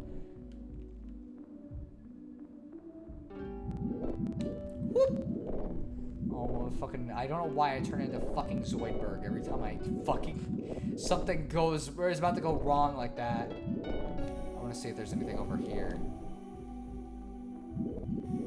It doesn't look like touching the waterfalls is going to do much of anything. Maybe if we sit there for 3 minutes, though, something will happen. Let's see, I've had that problem, but from the opposite perspective, I tried to write my stories as books, but a lot of my ideas rely heavily on visuals and sound, and, like, I don't feel like the text alone conveys enough. That's pretty much the problem with it. Also, did you mention Star Tropics? I did mention Star Tropics. Oh, hey, wow, it's that guy. Fought him earlier. Let's go talk to him.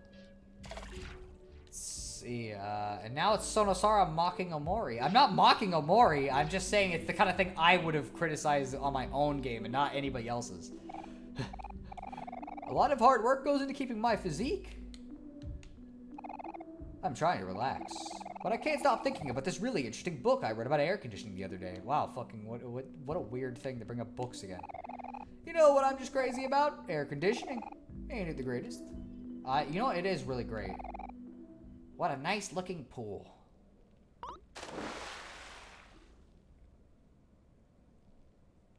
Oh. There goes fucking Snaily, I guess. He's fucking dead.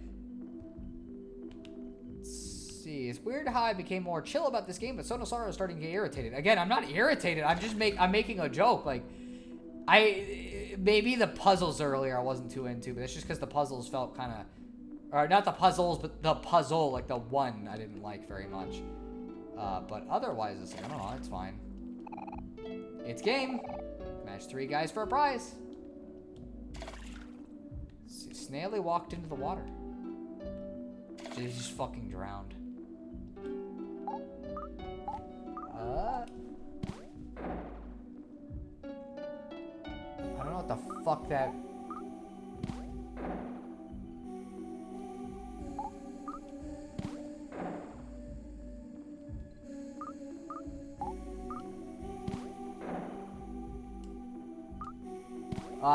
Okay, well, whoops.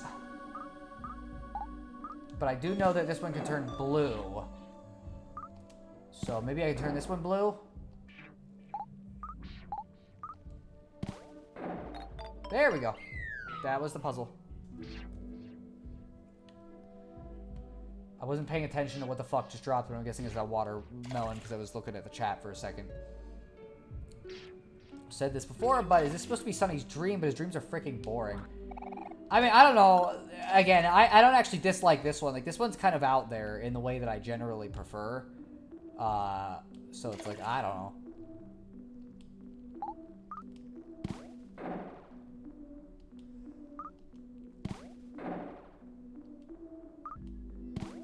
See if I can turn all of them plain.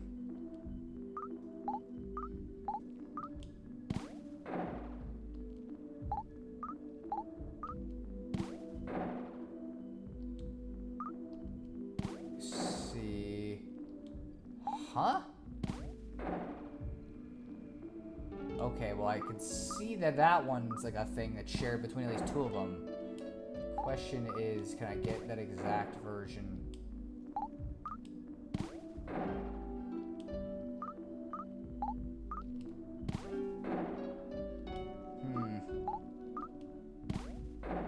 It's kind of a pain in the ass because it doesn't feel like it's changing into much of anything else besides these fucking couple types.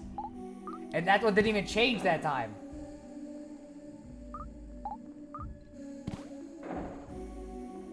Okay, well, whatever. We're gonna see if I can turn them on. Fucking, I don't know.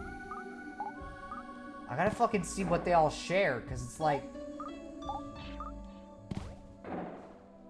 Honestly, I'm not even sure it's worth doing this, considering how much of a pain in the fucking ass it is to just get it to change. Oh, that one got blurry. I don't know if that's blurry or weird. Let's see. It plays baseball music. Honestly, it'd be fitting. Okay, that worked. Okay. Let's see, what are you? Whole pizza. Okay, I mean, that's not a bad item, so it was worth it, I guess. I don't know if it wants me to go down the waterfalls. Let's see. Dude, baseball music is super funny to me for some reason. Uh-oh. Okay, left.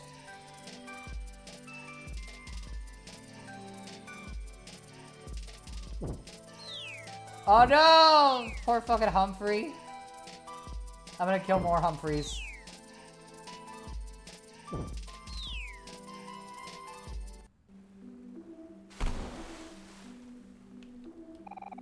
Out for a swim? Me too.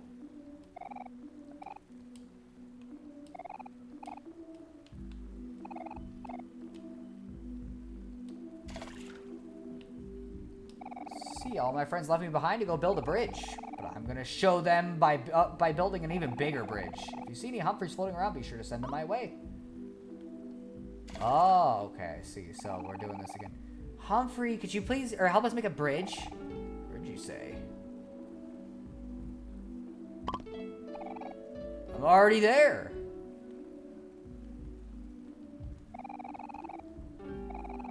Want to use me as a stepping stone to further your ambiguous agenda? Sounds like a plan. Let's see. Is it bridge o'clock already?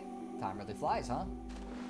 So you're inside a whale. Are you gonna meet a toy maker and a wooden boy? I doubt it. I think by this point that fucking wooden toy would have already soaked up so much moisture and be gone. Finally, my time has come.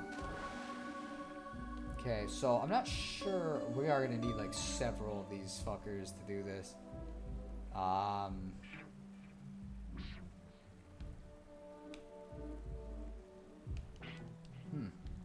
Can't really get over there, so we'll just go up this way. Or can I? Nope. Or no, I can. Okay. It's a reverse one.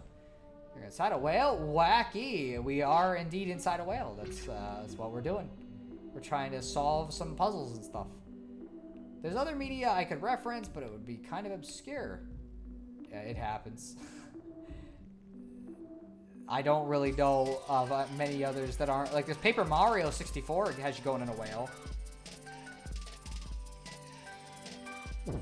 Okay, let's get rid of that, Humphrey. Let's go down first. Okay, well, clearly that wasn't right. Okay, and then we'll go take a left, same spot. Not gonna talk to the guy. We're gonna wait until we come back down. But enough wailing on this joke. Oh my gosh. Finding Nemo? I guess you could do Finding Nemo as well. It's a whale of an adventure. You know, you could also, like, I don't know. Let's go right.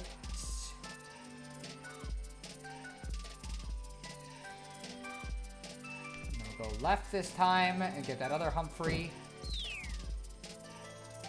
And this one too. Oh, there's a fucking letter. I might have to change to Omori. I would really appreciate it if you guys could wrap this up pretty soon. No rush. I just think I'm getting kind of sick.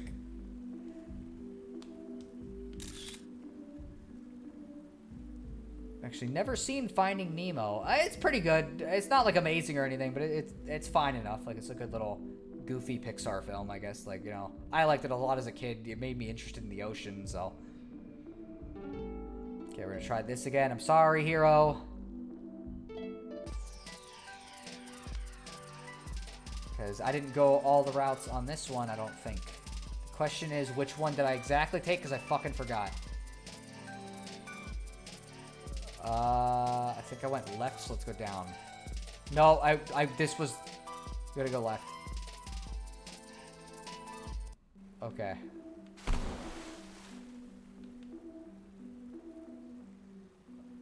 Let's see. The media I know that involves people inside a whale are Disney Pinocchio, King's Quest IV, The Magic Pony, a Russian movie in relation, and I believe there was a certain Bible story. I think there's a Bible story. Again, I'm still reading through it on my own, so it's like I'm not actually through the whole thing, so I have no idea. I feel like I remember that when I read it, like when I was younger, but I don't remember the specific shit. I saw Finding Nemo so many times as a kid. I still think it's pretty good. Yeah, I mean, it's pretty good. Like, I liked it. Okay, we got the U. Okay, I thought the story of Jonah and the whale was one of the most well-remembered Bible stories. I usually remember the more fucking, like, I don't know, specific ones. Elevators are better than bridges, but I suppose I'll play along for now. Let's get the fucking letter U. I don't think it should be in there because Welcome to Black Space doesn't have a U.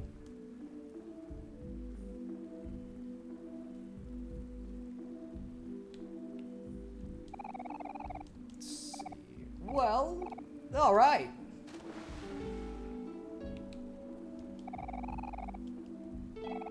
A wise whale once said, yeah, okay. I actually had a Bible anime when I was a kid. That's interesting. It's surprising that that even exists. Okay, well that'll get us at least to there.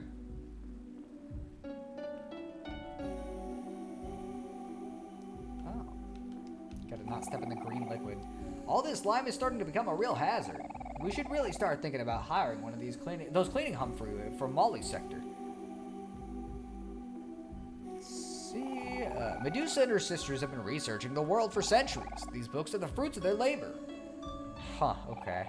An ordinary houseplant. Nothing special about it, except for the fact that it's in a fucking whale, but okay.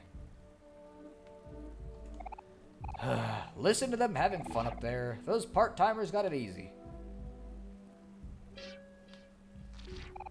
No matter how many times I do this experiment, it never turns out how it's supposed to. Guess it's time to refer back to the manual. I don't think there's really a reason to go over that way or that way. Maybe there was, but whatever. My, it smells absolutely horrendous in here. How much longer is it going to take? My nose is quite sensitive, you know?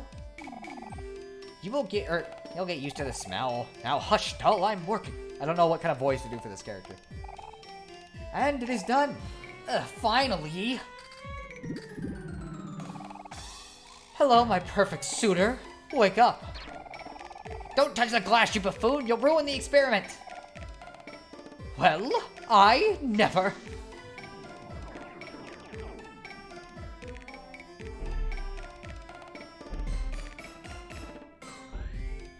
Surprising it exists. More surprising in Bible anime is surprisingly common.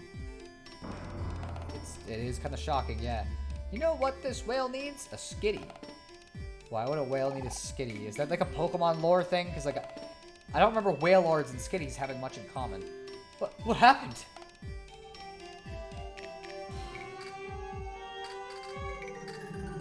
Oh, okay, there you go. There's another sweetheart again. We'll see how this one goes. My word. This experiment has turned out greater than I even expected. Take a look, doll. The results are absolutely perfect. Behold, an absolutely perfect version of yourself. It's perfect, so it'll have a better personality, probably.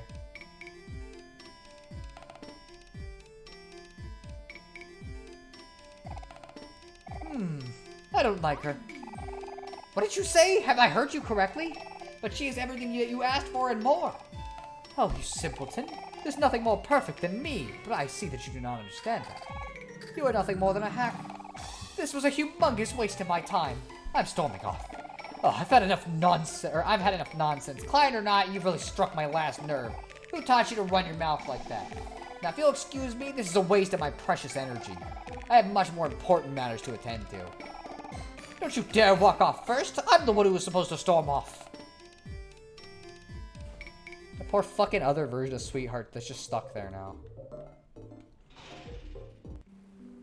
You know what this whale means? Oh, I already said that. Maybe it was a TV Tropes page specific thing, but I recall there being a meme called Hot Skitty on Whale Lord Action, which made fun of the fact that all Pokemon can breed with each other. That is pretty weird. I'm surprised that exists to begin with. There's no fucking picnic, so at the next picnic, that's where we'll end the stream off. That way we've made at least some kind of progress. It's not amazing progress, but it's something. So this should be the third sister of the three. And the final one. Also probably makes sense to break up this chapter chunk because it's like this is kind of just a lot of doing this back to back, but I'm glad there's not as many enemies at least. Got Life Jam. So we fought a lot of them. This looks like a job for Aubrey. That kind of looks like a Humphrey to me. I don't think we should have done that. It's been a joke in the Pokemon fan base that Whale Lord, the super big whale, can have eggs in the decor with a Skitty, a little cat guy. I can't, it's kind of weird. I didn't think they could actually breed together. I thought that was, like, because I tried doing that as a kid and it never seemed to work. Whenever I breeded, like, two random Pokemon together. I can shake the cages. Some of them. What? I didn't mean to do that. I guess that was what I needed to do, but that's not what I meant to do. Oh, alright, let's go across. A book in a language you cannot read.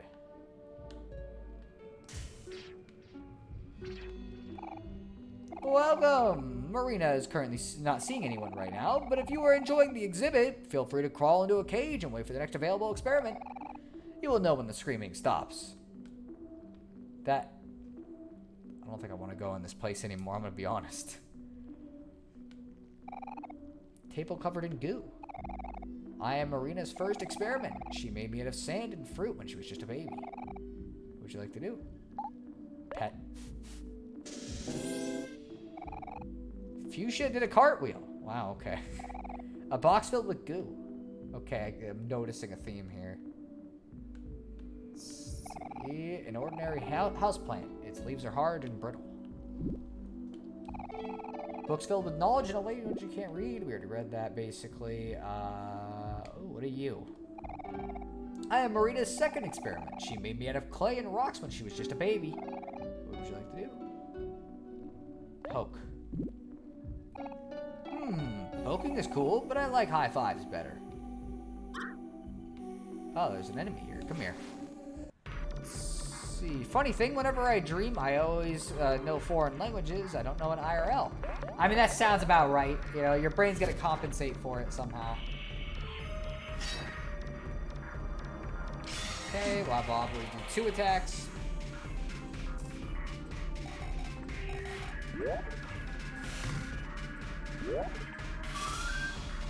see. I don't think the games ever tell you this aside from Stadium 2, but all Pokemon have egg groups, and if another Pokemon shares one of the egg groups, then they can have eggs in the daycare. I did not know that. That's very interesting to know.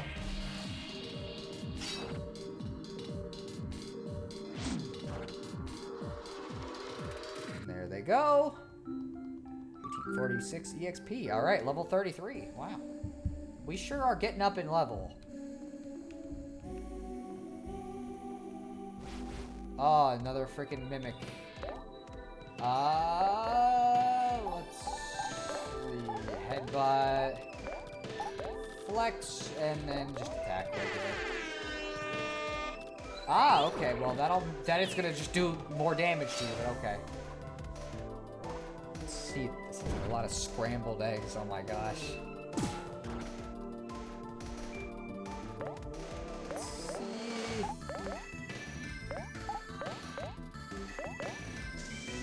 Okay. Run and gun.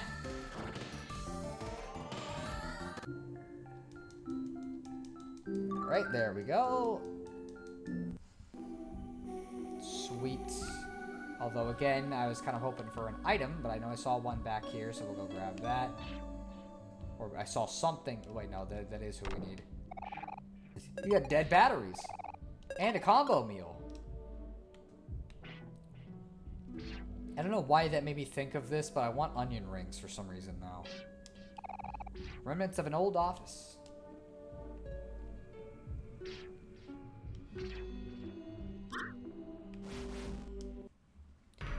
These things are... But these days, things like that don't bother me as much. I'm pretty hard-boiled. Oh my gosh. Just be... Lab rat, huh? Interesting. Alright.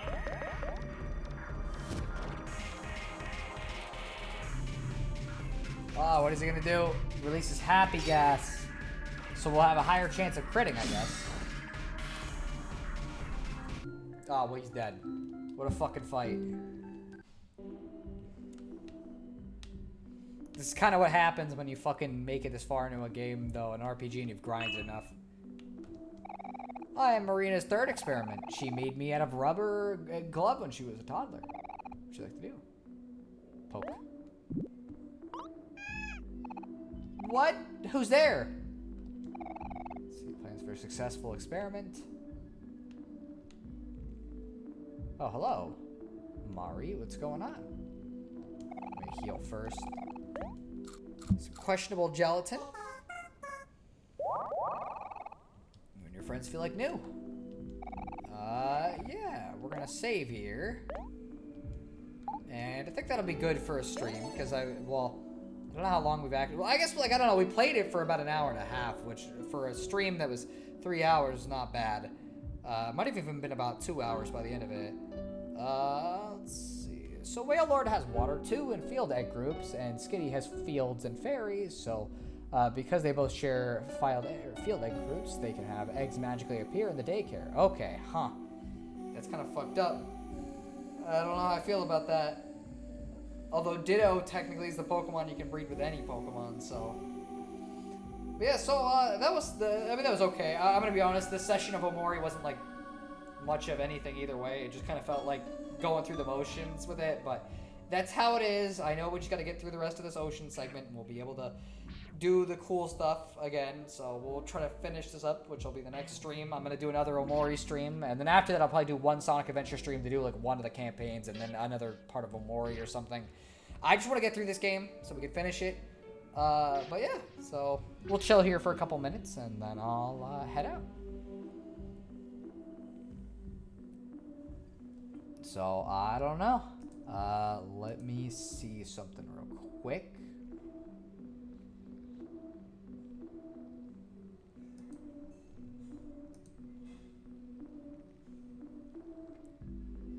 All right. Just check in some stuff for a minute. I'll do that. But yeah, so I don't know. Again, it's one of those things where like sometimes you do a stream and it's just kind of that part of a game where it's like, it's fine, whatever. I'm not like mad. It's just kind of a part of the game that you got to get through at some point. And this is just kind of one of those. You know, I'm not frustrated. I'm not angry. It's just kind of like, well, I don't know. It sure was Omori, I guess. So yeah, I don't know.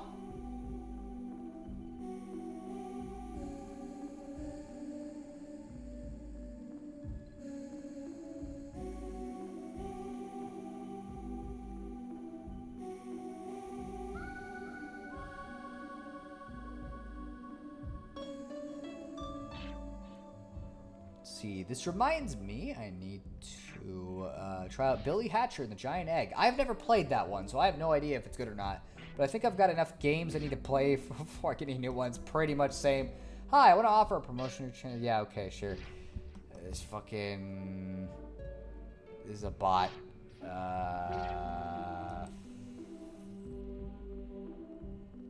Delete.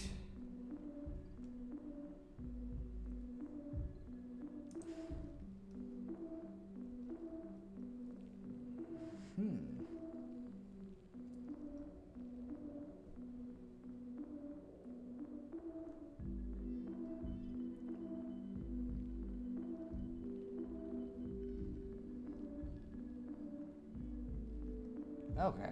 Anyways, I was just looking at something real quick. Seeing that 2 days left on the save file just fills me with exhaustion. I have to assume, because we're like in it means like we're gonna have one more regular day and then probably a Dream World section. But I imagine it's not gonna be like the rest of these because we've run out of big areas to go through. So I'm guessing that whatever the fuck we do after is gonna be something kind of weird and trippy, but I have no idea. Either way, again, I said I was going to finish this game, and you said you wanted me to finish it. I gave everybody a vote if you just wanted me to play it on my own time, or if you want me to continue streaming it. But you voted that you wanted me to keep streaming it, so... How is this game still going? I don't know how to tell you this, but RPGs are usually kind of long in general. Like, this is not super shocking. I just think that it's kind of padded a little bit, too. Like, I feel like by the end of this, it's going to end up being, like, 28 hours, and you probably could have cut out like 8 of the hours and not lost much. Yeah, it isn't good to quit. Well, I'm just saying, you know, either you want me to play it or you don't. You know, you can't go back and forth. You know, again, I'm enjoying it. Maybe not this session because it was just kind of whatever. Like, I didn't really get much out of it either way, but that's fine. But yeah, so I don't know. I'm not saying you should stop playing. I'm saying Omo Cat should have made a better game. I don't think the game is bad, I think it's just padded. There's a difference between those two things. I've played a lot of padded games before, and it's like, I don't like it when a game is padded, but I can put up with it. But it doesn't make it bad inherently. One day left is actually the last day since Sunny leaves in the morning. Oh, I see. So it's not even as much as we thought it was. So, I don't know how long we have in this ocean section, though, because I gotta admit, I feel like it's starting to hit that point, like, kind of what Sweetheart's Castle was hitting, where it's like, okay, this is starting to feel like I've been, like, it's varied up the environments and stuff, but, like, this area is just dark, and that's kind of it, so it's not as exciting. Yeah, I've played padded RPGs, too. Yeah, it's just how some RPGs are. At least it's not fucking Octopath Traveler, which was, like, padded 40 hours longer than it probably needed to be. You know, so I don't really mind if it ends up being like a quarter of the game is padded. It just is what it is. But that being said, yes, I do kind of feel you in the sense that it's like, we have been going for a while. Thanks for telling me not to buy Octopath, by the way. Yeah, no, don't. Like, I liked it in the sense that it was interesting story-wise and stuff, but it's very grindy. It's very slow. Every chapter is like the same exact thing over and over and over and over and over for each of the 4, like there's 4 chapters for each of the 8 characters, and they all play out the exact same, and they just make them take as long as possible usually, and then the in-between sections are padded as shit. Like, it's just padded. The whole game should have been shorter. There's no reason it should have been that long. Honestly, I think they should have just made it 4 characters. I know, you know, Octopath is the joke there in the title, but it was way too fucking long. I beat it, but I never want to play it again. So, if I beat 80 hours of that, I can deal with fucking, like, whatever, 28 hours of this. It's fine.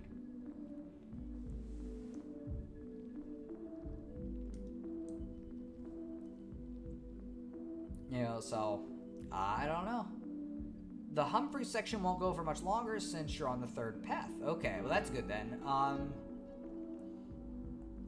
It's not the Humphrey section though, it's more the total ocean section that I'm wondering. Like, when are we gonna go back to the real world, I guess?